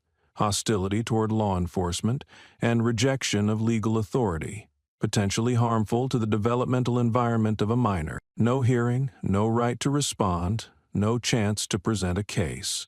The order was effective immediately, with no independent verification required. Darius said nothing. He just stared at the final line. An instruction of enforcement will be prosecuted under Article 12.4, interference with a public officer. A suspended sentence was placed in his hands, without ever being sentenced. Exactly 3 hours later, at 11:13 a.m., a gray SUV with no license plate pulled up in front of the house. 4 people got out. 2 social workers in pale blue shirts, one carrying a baby bag, the other holding a folder. With them were 2 plainclothes officers, hands resting close to holstered weapons. They didn't need to threaten. The file had already done that. "Mr. Kane," said the woman with the bag, her voice so soft it sounded mechanical, "we're here under the emergency enforcement order. Nia will be transferred to a care facility as prescribed, ensuring proper medical and psychological conditions. These are the documents." She handed him the paperwork, tone unchanged. "We ask for your cooperation to avoid any unfortunate situations." Rook stood behind him, his shoulder tensed. Darius raised a hand. "Don't intervene." He knew one wrong move would trigger force, and the last thing he wanted was for Nia to see her father restrained before being taken away. He went inside, lifted Nia in his arms. She was still in her green onesie, holding tight to the stuffed toy Maya had sewn a red fox made of yarn. She rubbed her eyes, still half asleep, not understanding what was happening. When they pulled her from his arms, she began to struggle, but the social worker's grip was firm. "It'll be okay, sweetheart. It's only temporary." The woman spoke as if reciting lines, but Darius knew, in system speak, temporary had no expiration. It could stretch forever, unless someone forced it to end. He stood there, watching the car drive away with his daughter. No goodbye, no smile, no one looked back, and in that moment he understood. The justice Maya had once believed in was now using the law itself to execute those who demanded it do its job. Darius didn't fight, didn't resist, didn't shout as his daughter was carried out by a stranger and placed into the back seat of a car with no official tags. He stood motionless in the doorway, like a statue forged from steel, not bowing his head, not breaking eye contact, but giving no excuse for anyone to lay a hand on him. One wrong movement wouldn't save Nia. It would only make her witness another act of violence, justified as law enforcement. Rook, standing several feet behind, later said, "I've seen a man hold his wife's body after a firefight, stay calm through blood and rubble, but I've never seen eyes like that. Eyes of a man losing his child in peacetime. They didn't crack, they didn't shatter, they just changed into something else entirely. Not a man anymore. Something is preparing to flip the board." The next day, when Darius turned his phone back on after a sleepless night, a short news segment appeared on Westbrook TV's morning broadcast. A veteran showing signs of psychological instability has been temporarily reviewed for custody rights. The Child Welfare Office confirms the child is in a safe and appropriate care environment. No name, no photo, no cross-examination. Just a single line, enough to create the impression they wanted, that everything was being handled for the child's benefit, and the father, if anything seemed off, was simply an unfortunate risk in the reintegration process. Darius replayed the clip 3 times. Each time he didn't feel more pain, he saw more clearly. So clearly it scared him. They hadn't just taken his daughter, they'd turned him into the problem. They rewrote the story. He was now the threat, not the system. And they didn't even need to lie. Just repeat a few choice phrases. Post-traumatic stress, psychological strain, extremist behavior. He understood. To the system, this was a smart move. No bullets, no censorship, just a precise hit on his one weak point. The only thing keeping a man like him grounded, his daughter. Because a man with a child still nearby is afraid of leaving her behind. But a man severed from the one thing anchoring his restraint has no reason to keep playing by the rules. Darius didn't smash anything, didn't go to court, didn't file an appeal. He knew the court would cite hostile behavior toward the system, and everything he did would be used as evidence against him. He didn't post videos asking for public sympathy, because public opinion, he had learned, only matters when you have data, not when you have feelings. Instead, he called Rook, Hound, and Dune to the warehouse. On the whiteboard they had used to map investigative routes, he drew a red line from Colton Maddox's name down to a new label, Power Structure Asset. Then, using a thick black marker, he wrote across the center of the board, "The system has changed modes." They were no longer defending, no longer hiding, no longer waiting for media noise to fade. They had begun to strike back, not to cover up, but to regain control of the narrative. And that meant one thing only. Darius's campaign was no longer an investigation. From now on, it was resistance. 3 days after Nia was taken, Darius began sleeping very little. He rotated night watch shifts with Rook and Dunno out of fear someone would break in, but because he understood how real violence worked, it doesn't knock. It unlocks the door with power. The house was no longer a place of refuge. It was an unmarked crime scene, a temporary outpost, part data center, part defensive trench. At 3:12 AMA, a sharp, dry sound echoed from the back of the house. Not loud like gunfire, not violent like an explosion, just a faint pfft, as if someone had uncapped a pressure valve too long. Rook, lying on the couch near the window, jumped up instantly. He smelled something.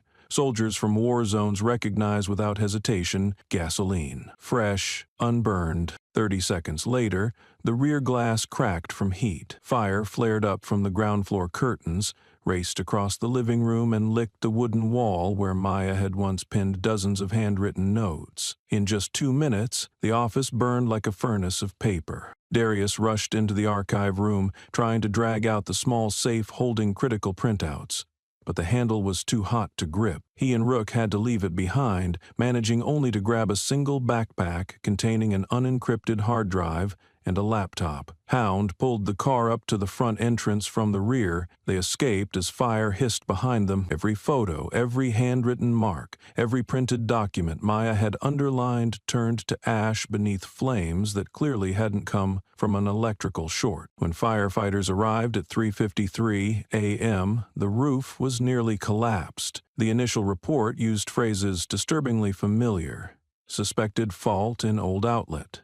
Heater lacked regular maintenance. No clear signs of foul play. A local reporter appeared that morning, took photos from afar, asked no questions, conducted no interviews. But by the afternoon, the article was live. The home of veteran Darius Canary-Sentley, featured in several controversial stories, was destroyed by a technical malfunction. No injuries. The incident is being treated as accidental. No one mentioned the smell of gasoline. No one interviewed neighbors who said they had smelled it the night before but didn't call police since officers had been avoiding the area all week. No one asked why the fire suppression system failed. No one spoke of the safe, now reduced to a warped, blackened block of steel. Darius stood across the street, coat dusted with ash, staring at the wreckage of the house where Maya used to hold their child, where she wrote the first sentence of her first report on police abuse. He said nothing, but in his mind was a list of places, people, moments, and now he knew.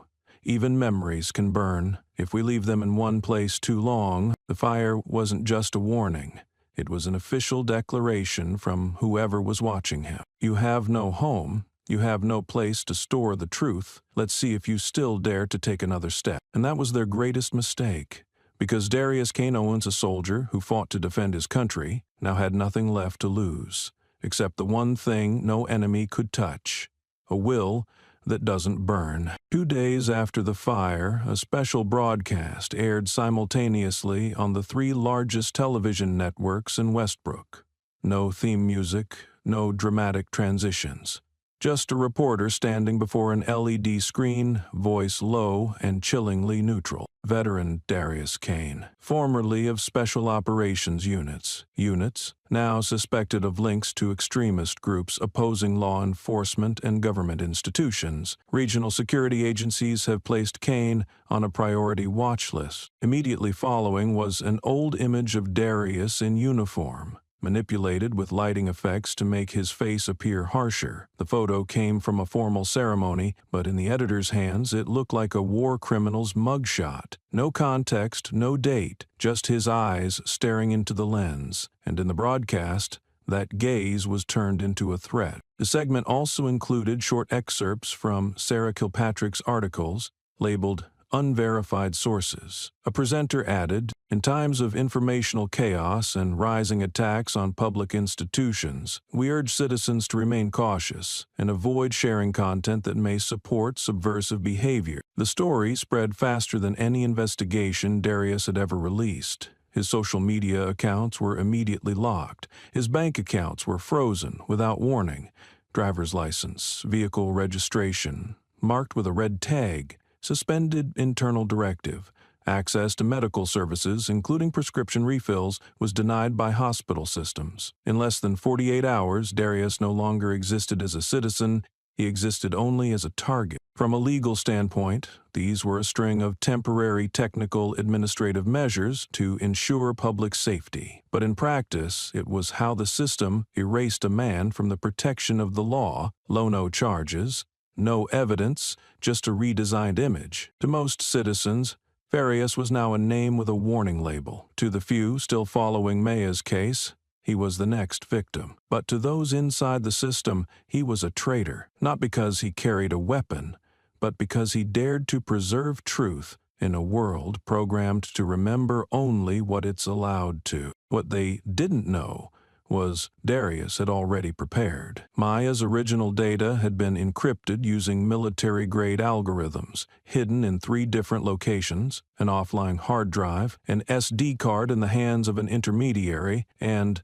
a printed version split into parts, tucked inside food relief crates at an old church. The Shadow Team was still operational. Hound rebuilt communication via low-frequency encrypted waves. Rook switched to manual track engleaving, no digital footprint. Dune severed ties with official media sources, instead using community networks to reach potential witnesses. The mission had moved beyond collection. It entered the data guerrilla phase. Every piece of information was encrypted, dispersed, and released in fragments using a drip-to-Pelagia strategy. Darius knew now truth couldn't just be revealed. It had to survive. And to do that, he had no choice but to exist like a ghost, caught between outlaw and righteous man. Ghostmaker was no longer a code name. It was destiny. On the 12th night, since Darius was officially labeled a special fugitive, the entire covert team was sheltering in an abandoned lumber mill in the southern part of the state. It was one of Hound's Tier 3 fallback locations, once used for storing construction equipment before being vacated during the 2009 economic crash. The main door had been reinforced with bulletproof steel, and all signals were jammed within a 500-meter radius. The team had adjusted to a rhythm without time, sleeping in shifts, eating from emergency packs, communicating with light signals, no unnecessary words. At around 1:47 a.m., Ruck signaled movement outside the perimeter. Not police, not civilians. An armored Ratel SUV, plate scrubbed, pulled up to the entrance with no headlights, no sound, and no trace on civilian GPS systems. 3 people stepped out. 2 men, 1 woman. They didn't hurry, but they didn't hesitate either. No head dips, no caution in their gait. Their steps were steady, shoulders balanced, eyes locked on entry point. It was the body language of veterans, people who'd seen war and no longer needed to hide or prove it. Darius stepped out, standing under a rotting wooden beam. No gun, no body armor. But his eyes were a boundary no one crossed without reason. The lead man took a step forward, stopping exactly 1 meter from Darius. No handshake, just a slight tilt of the head, just enough to acknowledge and for Darius to see the long scar running from his cheekbone down to his left jaw. He remembered the Dara raid. This man had taken shrapnel to the face, blood soaking his collar, and Darius had pulled him out from the collapsed concrete without orders, just instinct. A man's life isn't worth more than a teammate's. No introductions were exchanged. They didn't need them. Only the lead man spoke, his voice low and steady. "We owe you a chance to survive. Now it's your turn." There were no emotional reunions, no tears, no embraces. They walked into the lumber mill like it was a forward operating base. In 30 minutes, they deployed a secondary signal bleaking layer, rechecked all escape routes, and divided the walls into emergency evac zones. Hound handed the woman a high-frequency decryption device. She verified it by eye and ear alone. Rook passed the other man a city infrastructure map. He nodded without asking a word. Darius stepped back, watching those who had once survived under his command now return as unnamed fragments of a past life. And he understood. These weren't friends, not mercenaries. These were comrades. War couldn't kill, and so nothing else could silence them. No one in the group called this a cyber attack. No frantic keyboard tapping, no glowing matrix screens, no visual effects. This wasn't a movie. This was reality, and in reality, infiltrating a system wasn't about breaking in, but walking through the front door when the guard blinked. Darius wasn't aiming for the state police's digital control room or the federal data grid.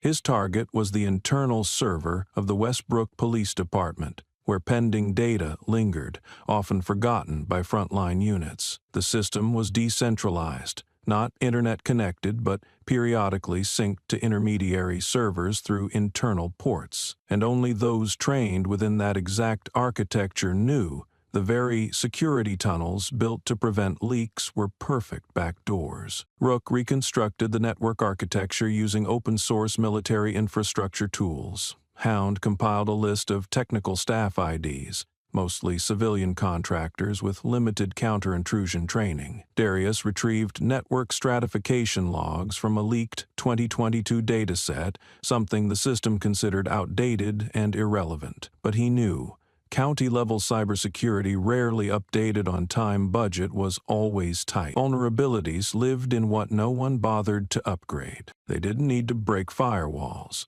They just had to make the system believe they belonged. The team used a technician ID that had never been fully removed from the database, one still used every Thursday for backup audits. Hound built a sandbox environment, rerouted traffic, and during a 17-minute automated backup cycle, they inserted a forked node into the directory labeled "Deleted Data Pending Verification." And there, they found what Darius had suspected: internal spam, unsigned reports, draft complaints, never submitted, auto-log traffic camera data, none fully deleted, just flagged as hidden from user view. To most, it was junk, but to Darius's team, it was still warm lifeblood where the system exposed its rot from within. One internal email from a legal aide to Colton Maddox read, "No further action needed on AL's file.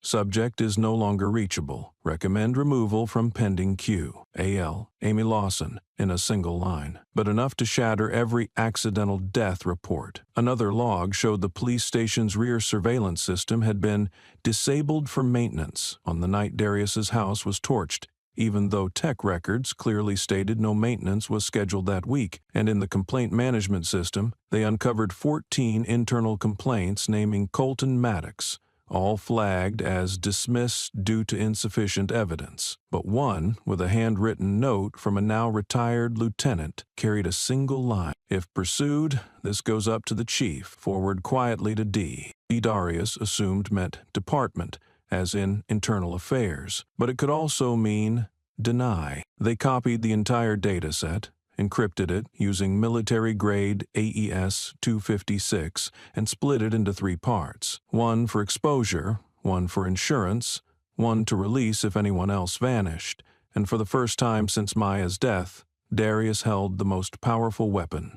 Not a gun, not survival skills, but raw, unfiltered data. created by the very system that believed it had erased it. 9 days after the breach into the Westbrook Police Department's internal server, Sarah Kilpatrick published the first article in her 3-part investigation titled, "What They Tried to Erase and Why They Had to." No sensationalism, no clickbait, no rallying cry. The article began with a leaked email between a mid-level commander and Colton Maddox. "We don't need to process AL anymore. The subject is disconnected. Recommend removal from pending queue." Beneath it was a screenshot identifying AL as M.A. Lawson, the nurse who had planned to testify about Maya's shooting. Sarah didn't jump to conclusions. Her writing read more like a forensic report than a newspaper column. Each section methodically connected the dots. Suspended reports, internal emails, camera logs, access IDs, deletion requests, technician schedules. She revealed a system that didn't accidentally lose data, but built a mechanism to erase what was inconvenient, then called it a glitch. The next part featured scans of internal complaints filed against Colton's Rapid Response Unit, 14 from 2018 to 2023, all dismissed due to insufficient evidence despite injury photos and eyewitness accounts. One handwritten note from a retired lieutenant read, "If this goes higher, it hits the chief. Send quietly to D." But the centerpiece that shook the public was a system access log the night Maya was shot. Between 7:53 p.m. and 8:32 p.m., all traffic cameras near Maple Street were switched to temporary maintenance mode, despite no scheduled maintenance that week. Sarah posed a chilling question. Why would an advanced surveillance network go offline precisely when an unarmed woman was shot 3 times while holding her child? The article contained no blood, no graphic images, just cold data and the silence between numbers, exposing how bureaucratic precision can protect a killer's trigger pull. Within 24 hours, it was shared over 500,000 times. It broke beyond activist circles. Now, law professors, security officials, and civil liberties organizations were weighing in. The Guardian's Global Edition cited Sarah's series in a piece titled "Press Freedom Under Attack." Watchdog group Freedom Watch launched a special inquiry into the Westbrook PD. A Colorado senator submitted a request for a federal hearing. For the first time, Maya Cain's name was no longer a controversial incident. It was a symbol of a system cracking under the weight of its own deception. The state government, which had stayed silent for over a month, was forced to issue a public statement. "We take the concerns raised by the media and public seriously. The Attorney General's office is coordinating with relevant parties to evaluate the contents of journalist Sarah Kilpatrick's report." Vague and cautious, but it was the system's first step backward. Sarah didn't go on television. She declined all talk show requests. She kept writing. Part 2 was being edited. In a brief call with Darius, she said, "They think I'm the detonator. I'm not, Darius, I'm just the fuse. The truth was loaded a long time ago." 36 hours later, Westbrook PD held an emergency press conference. The speaker wasn't Police Chief Vernon Maddox, but a new PR officer, an ex-military man, calm voice, confident posture, calculating eye. He opened with a familiar line from every disinformation counter-campaign. "A significant amount of misinformation is spreading, seriously harming public trust and law enforcement integrity." No mention of Sarah, no mention of Maya, but everyone knew the target. Soon after, City Legal sent a cease and desist to Civic Mirror, the platform Sarah published on threatening shutdown and lawsuits for defamation of public agencies and inciting hatred toward law enforcement. Sarah's collaborators began receiving anonymous emails, spam calls, and 2 reported being followed home. A covert tech unit inside the PD initiated an internal op codenamed Operation Blackout. Objective: kill the media before it writes the final chapter. That phrase was found in a leaked email intercepted by Darius's team. The memo listed steps. 1. Launch cyber attacks on Civic Mirror's hosting platform. 2. Pay off cloud providers to initiate unexpected maintenance. 3. Freeze Sarah's personal bank account. 4. Resurface her past lawsuits to undermine credibility. 5. Leak false claims about her connections to foreign-funded extremist group. Meanwhile, Colden Maddox reappeared in the media for the first time in over a month. Wearing full uniform, standing in front of the local government building, he announced the launch of Operation Justice Shield, branded as an effort to restore public faith in law enforcement amid an era of information chaos. In reality, it was a purge. Internal tech staff were summoned, personal devices seized, 2 IT contractors were let go without explanation. One junior lieutenant, who had printed a leaked report, was found dead by suicide in his garage 3 days after internal interrogation. Darius, now in a new safe house, watched it all unfold on an offline monitor. He wasn't surprised. He simply stared at a photo on the desk, Maya holding Nia, taken just a week before everything collapsed. In a follow-up call with Sarah, he said, "They're not even trying to hide it anymore. They're not suppressing the truth to bury it. They're doing it to frighten anyone who might think of stepping forward." Sarah replied, "Good. That means the article worked." She didn't back down. She didn't pause. Instead, she pushed part 2 forward by 3 days. Its title, "The Truth Can't Be Shot Dead. Not When the System Already Pulled the Trigger." Eli Navarro was not a hero. He never thought he'd get caught up in something like this. Born and raised in the southern suburbs, middle-class family, his father a retired traffic cop, his mother a music teacher, he joined the Westbrook Police Department as part of a stable life plan. Steady insurance, mortgage payments, married at 32. He didn't cause trouble, didn't aim for fast promotions, just wanted to do his job. But that night, he was assigned to assist the data operations team for the Rapid Response Unit, the same shift during which Maya Kane was shot. Eli wasn't part of the raid team. He was stationed at a support terminal with temporary access to the body cam archive, stored via internal protocol. Each recording was saved in a buffer folder for 24 hours before syncing to the main server. It seemed like a routine system, but because he followed procedure, he was one of the very few who saw the footage before it disappeared. He heard the gunshots. He saw Maya holding her child. He heard her final words, "I'm holding my baby. Don't shoot." Then silence. 3 shots. No order to disarm. No one shouted freeze. No one responded to her. The next morning, when Eli returned to retrieve the file for his internal report, the directory was gone. No trace. When he asked about it, the technician said, "Sync error last night. System auto-cleared the cache. Happens all the time." But Eli knew better. No system accidentally clears the most critical clip of the night. He stayed quiet for 11 days. He followed everything online. Sarah's article, the dismissed hearing, the fire at Darius's home. He read that Darius was now a fugitive, that Maya refused to cooperate, and he knew if he stayed silent, he was complicit. You don't have to pull the trigger to kill someone, you just have to look away. He backed up the clip to a personal hard drive, hid it behind the first aid kit in his car's compartment. No printing, no uploading, no sharing. And when Sarah's second article went live, he knew it was time. Not for justice, just because he couldn't stand surviving off the death of truth. Eli sent a message through an open-source encryption app that had been blacklisted by the Department for Data Breach Risks. The message was brief. No sender name, just one line. "I don't want to be someone who outlives a buried truth." Attached was a GPS coordinate for an abandoned parking lot on the city's east side. Time 4:00 AM. No weapons, no cameras. Alone. Darius didn't ask questions. He went with Rook, but had him stay 300 meters back. He arrived on time, not a second late. Eli stood leaning against a rusted truck, gray jacket, avoiding eye contact.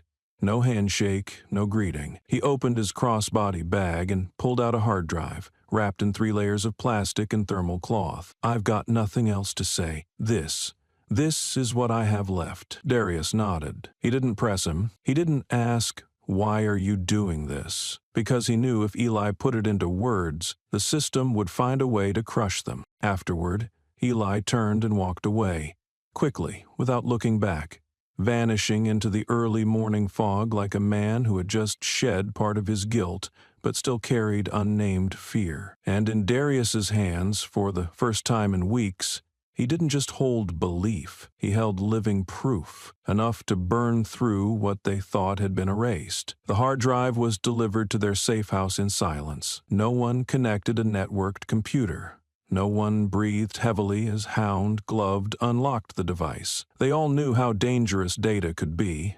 It could bring down a system or be the reason for their execution, but when the footage played, no one in the room could keep a straight face. 13 minutes.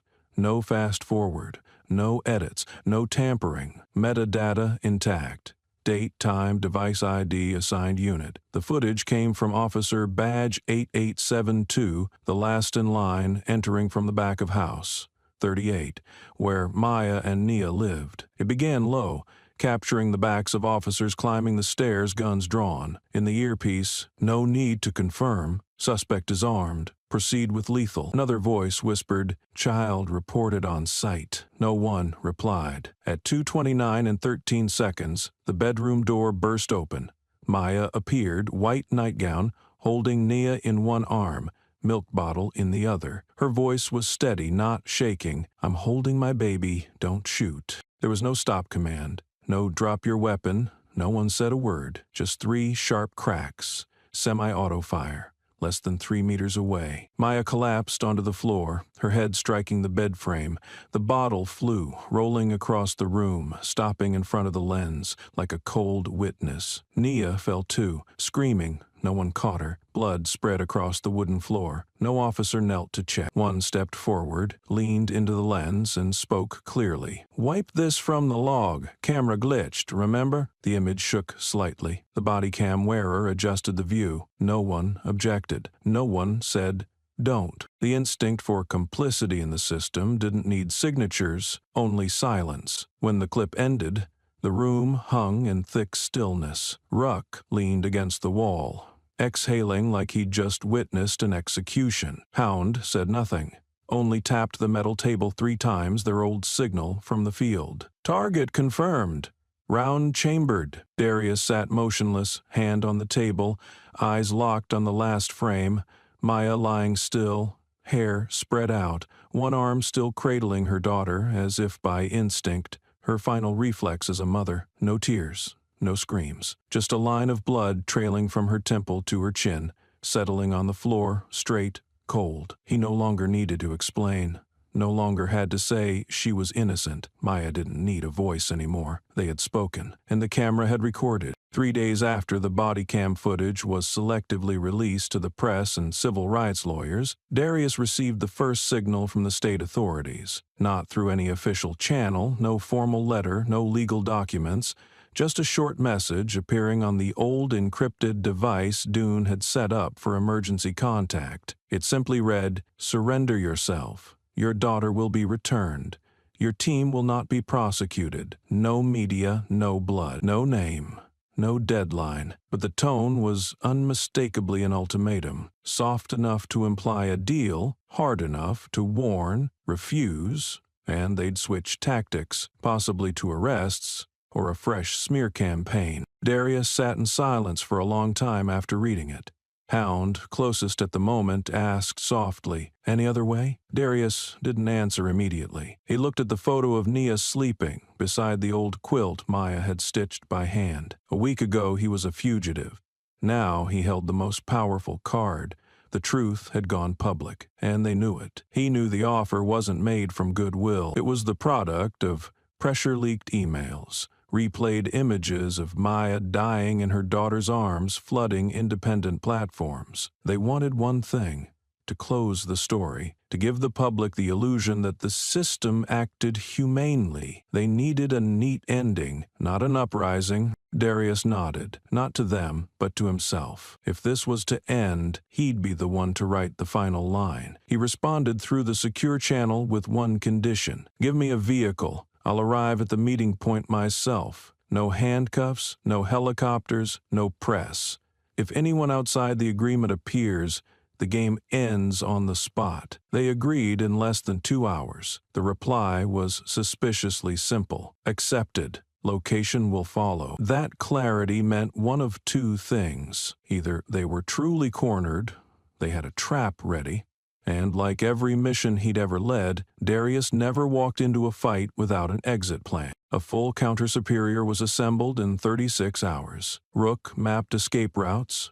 Hound neutralized tracking devices. Dune embedded an advanced scout at the rendezvous 8 hours early. A stand-in old ally from a previous expeditionary unit volunteered to sit in Darius's place, wearing a bulletproof vest and a sensor-lined hood simulating Darius's vitals. Every detail was calibrated, down to heartbeat frequency. Darius didn't tell Naya. He simply watched her sleep before leaving the base. Then he turned to Rook and whispered, "If I don't return on time, don't look for me. Find the data holder." Rook stared back. No protest. You write the final chapter. I'll print it in blood if I have to. And so, on an unnamed morning, Darius Kane set out. No handcuffs, no cameras, no desire to be a martyr. He went to draw the system into its weakest spot, its belief that the rebel would eventually bow. They forgot he once trained men to turn surrender into counterattack. The black pickup truck was delivered as promised.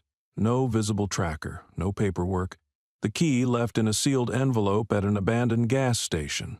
Another signal. They wanted it clean, deniable, no ties. If things went wrong, no one would be accountable. Darius checked everything. Under the chassis, Rook found a freshly welded section. A tracking device embedded deep into the rear axle, programmed to emit a delayed signal to bypass first-pass scans. Inside the dash, a micro-listening device hid behind the air vent. All were neutralized. Darius wasn't surprised. Betrayal wasn't the last thing he planned, for it was the first. At 4 a.m., the truck left the safe house, following the preset route. Inside sat Jacob Trent, a fellow veteran whom Darius once shielded with his body during an ambush in Mosul. Trent didn't ask why. He simply said, "You stepped up when no one else did. If I don't fool them now, then what did I survive for?" Darius exited the truck 3 miles before the rendezvous via an old industrial drainage tunnel, remnants of an 80-seer water system. For the next 3 hours, Trent played the part. Steady heartbeat under a biosensor, gaze locked forward in the driver's seat, waiting at the designated site. A decommissioned military helipad now branded a special security reception zone. At exactly 7:01 a.m., as the truck entered camera range, the state's Special Response Unit closed in from 3 directions.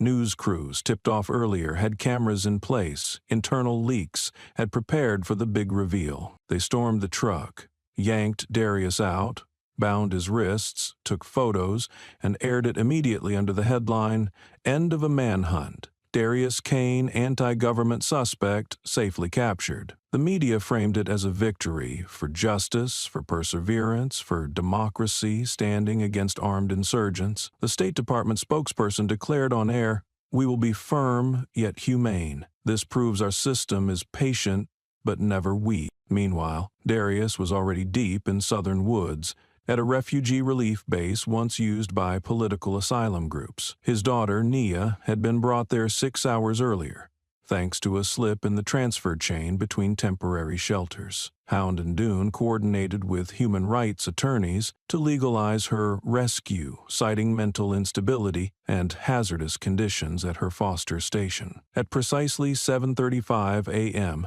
Darius entered the safe house. Nia slept in a caretaker's arms. He didn't wake her. He simply sat on the wooden chair, removed his hood, and exhaled. Not out of exhaustion, but because the first mission where he reclaimed part of himself was finally over. And Trent, the man captured, he didn't break. During interrogation, he said only one thing: "I'm Darius Kane. I plead guilty." He refused legal counsel, refused a DNA test. The rest would be handled by the underground team. The system celebrated.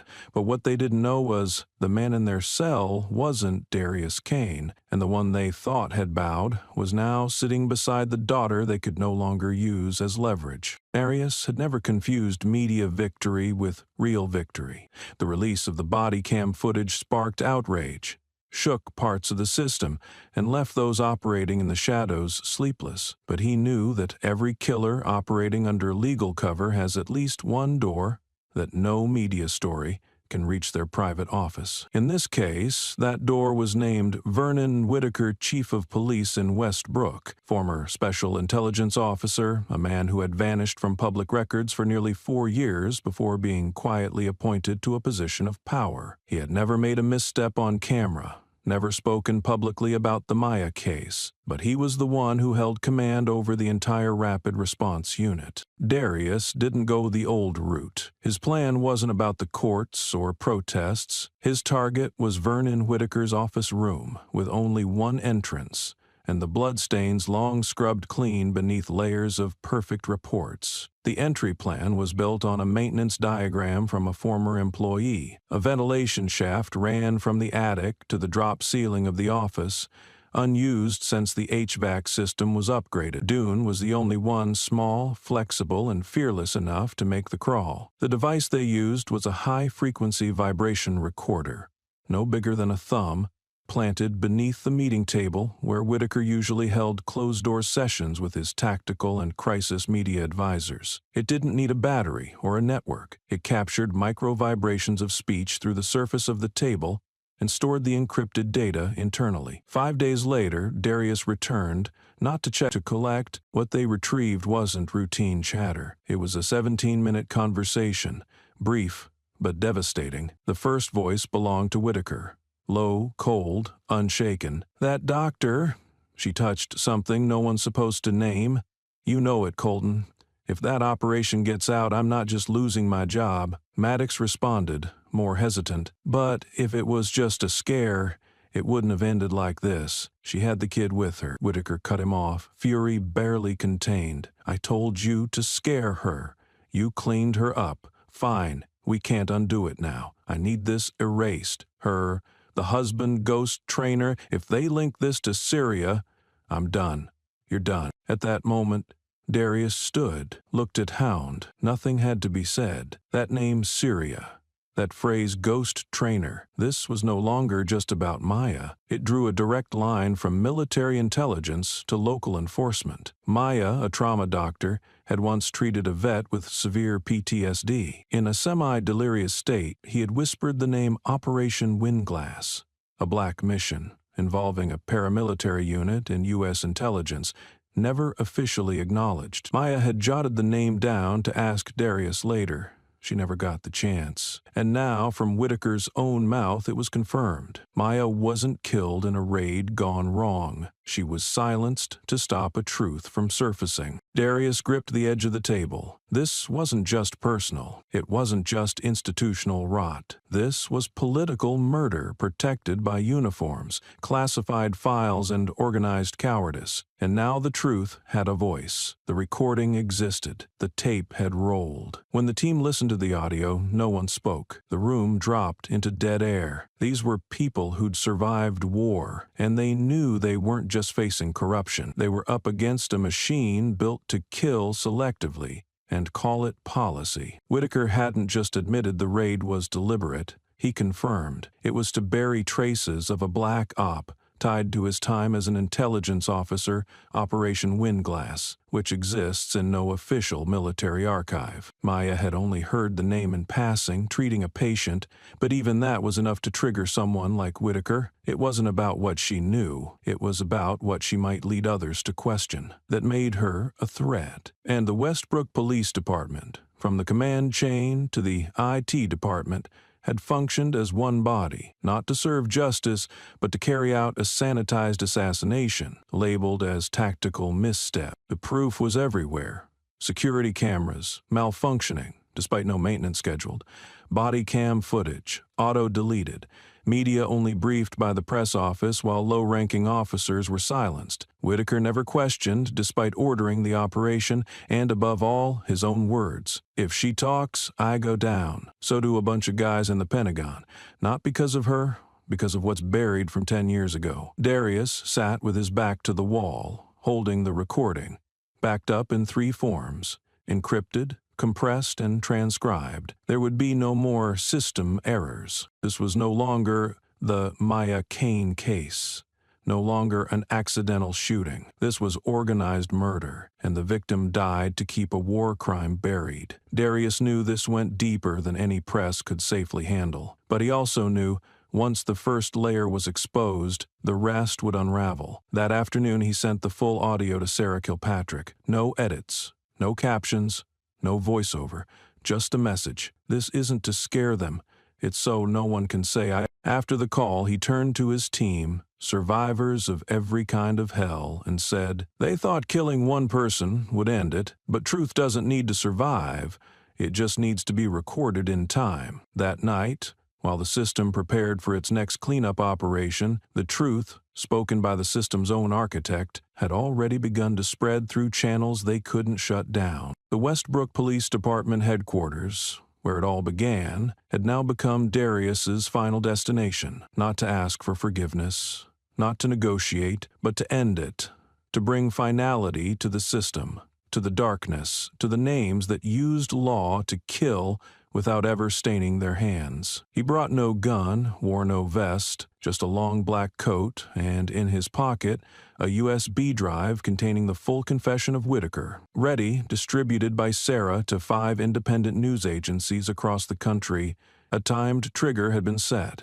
If Sarah didn't send a cancellation signal by 10 o'clock AI memming, the audio would be released publicly, naming every individual involved. Darius understood he didn't need to survive, he only needed to get inside. He approached the building from the rear, through an old underground garage connected to obsolete infrastructure. The entrance was a steel hatch, dusty and webbed, unused for years, but Darius had once mapped every inch of it back when he served as tactical advisor to the local police force.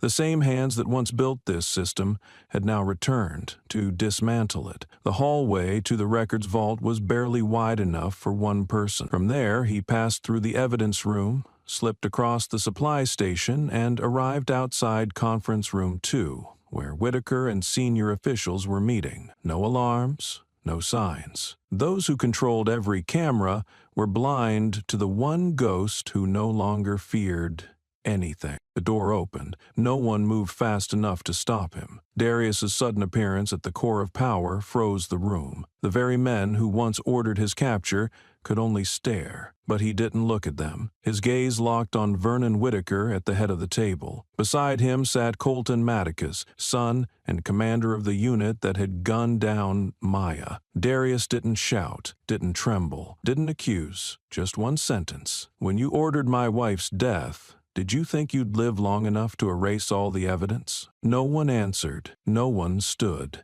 The only sound was wind whispering through the window crack, and Whitaker's eyes dimming like a storm called by name. You don't know what you're saying, Whitaker growled. Oh, I know exactly, Darius replied, pulling the USB from his coat and raising it for all to see. And 5 media outlets are about to know too. One commander stood instinctively, reaching for his weapon.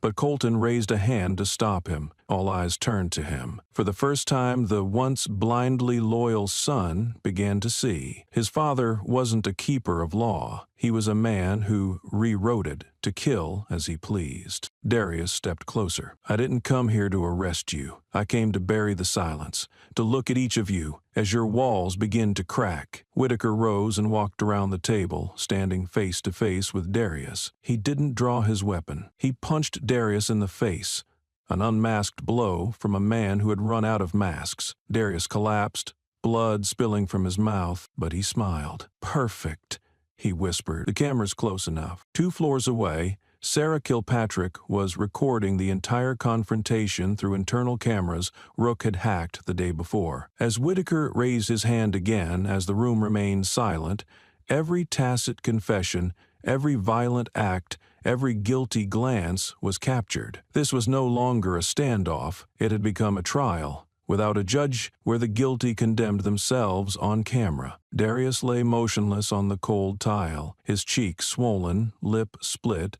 blood pooling on his collar. Whitaker struck again and again, screaming, as if noise alone could erase the recordings. But what he didn't know was the footage was streaming in real time to Sarah's encrypted relay hub. It couldn't be stopped. couldn't be cut, couldn't be bought. "Who do you think you are?" Whitaker roared, grabbing Darius by the collar and lifting him from the floor. "Some widower who thinks he can bring down the whole system." Darius didn't respond. Blood dripped from his lips onto Whitaker's polished shoes, but his eyes never left Colton Maddox, who stood frozen, hand near his belt, face pale like he'd seen the dead rise. "Dad," Colton whispered, voice so low the room had to fall silent to hear it. Whitaker didn't turn. "Stay right there. Everything I did to protect you. If you leak anything—" "Protect me?" Colton muttered with a bitter smile. "You killed his wife. Ordered it. In front of their daughter. For a name in some forgotten document. My God." He stepped back. "And you think, Alan Harrod what? That blood-stained chair you've sat in for 10 years? A nearby officer moved, but Whitaker signaled him to stop. The room now held 3 points of gravity. Darius, beaten but staring. Colton, heir to power and guilt. And Whitaker, father, system, and man too far gone to return. "Colton," Whitaker softened, "you don't understand. If this gets out, it won't just destroy me. It'll destroy a 100th government, infrastructure." "No," Colton said, drawing his weapon. "It only destroys people like Nia's mother. And if I don't stop it, I become you." No one moved fast enough. One shot. Clean, precise. The bullet pierced Vernon Whitaker's heart. He fell backward, eyes wide, his hand still clutching Darius's lapel. For the first time in nearly 30 years, power could not save him. No one screamed. No one ran. Everyone in that room understood. This was inevitable. Colton stepped back, dropped the gun. He didn't flee. He didn't explain. He looked at Darius, just rising to his feet, blood tracing his jawline, and said, "I stayed silent too long, and some things should never be inherited." Darius nodded slowly. "Thank you. Not because he's dead, but because you stopped the cycle." At that moment, Sarah opened the live broadcast feed. Footage of Whitaker collapsing hit the screen. A headline scrolled beneath. "Exclusive, Westbrook Police Chief dies in internal meeting after being accused in Maya Cain's death." The truth was no longer a word, an accusation, or a video. It had a body, it had blood, and it had a generation that refused to inherit a name no longer worthy. Whitaker's death marked the end of a man, but the real death was of a system that once believed silence could save it. 6 weeks after Vernon Whitaker's death, the entire power structure of Westbrook was dragged into the open. A federal trial was convened not only to investigate the killing of Maya Cain, but to examine a decade-long network of manipulation, cover-ups, abuse of authority, and evidence tampering within the local police force. The media dubbed it unofficially as the Trial of America, because it wasn't just about Westbrook anymore. It became a mirror held up to what millions across the country had long sensed, endured, feared, and stayed silent about. Inside the federal courtroom, every public seat was filled from the opening day. News crews ran live streams around the clock, from CNN to ProPublica, Fox News to student-run law journals. Every outlet tracked each word of testimony, each video clip, each flicker of reaction. But the person the nation waited to hear from wasn't a prosecutor or a key witness. It was Darius Cain. He entered the courtroom on day 3, not in a suit, not wearing medals, just a white shirt and gray jeans, dressed the same way he had faced every stage of this fight, representing no party but justice and the memory of his wife. When asked to speak, he held no notes. He didn't read. He stood, voice level and steady. "I'm not here for revenge. I'm here to tell a story not mine, but of those who believed in this system and were killed by it. Maya, my wife, was a doctor. She wasn't killed for resisting. She was killed for hearing something she shouldn't have. And instead of asking whether she was right, they killed her. They didn't just shoot Maya, they shot the belief every citizen has, that if I do the right thing, I'll be protected. And I'm not here to reclaim Maya's life. I'm here to reclaim what my daughter will grow up with, that truth doesn't need forgiveness. It needs to be recorded. The courtroom held its breath. No one applauded. No one shouted. Only one reaction rippled through the room, the collective realization among many who once believed this was just a local matter. In the following days, the evidence collected by Darius and Sarah was presented. The audio of Whitaker, the uncut body cam footage, falsified system logs, Maya's medical files, sworn statements from internal tech staff, and, most damning of all, a list of intentionally blocked complaints signed by Colton Maddox, who had now surrendered and agreed to testify against the very system built by his father. By the trial's end, verdicts were delivered before millions watching online. Vernon Whitaker, confirmed deceased during a private meeting, was declared the primary orchestrator of murder and cover-up. His honors were revoked and his service records were wiped. Colton Maddox was found guilty of indirect involvement, but received a suspended sentence and lifetime disbarment due to full cooperation. 5 officers involved in the shooting were sentenced to 25 years in prison.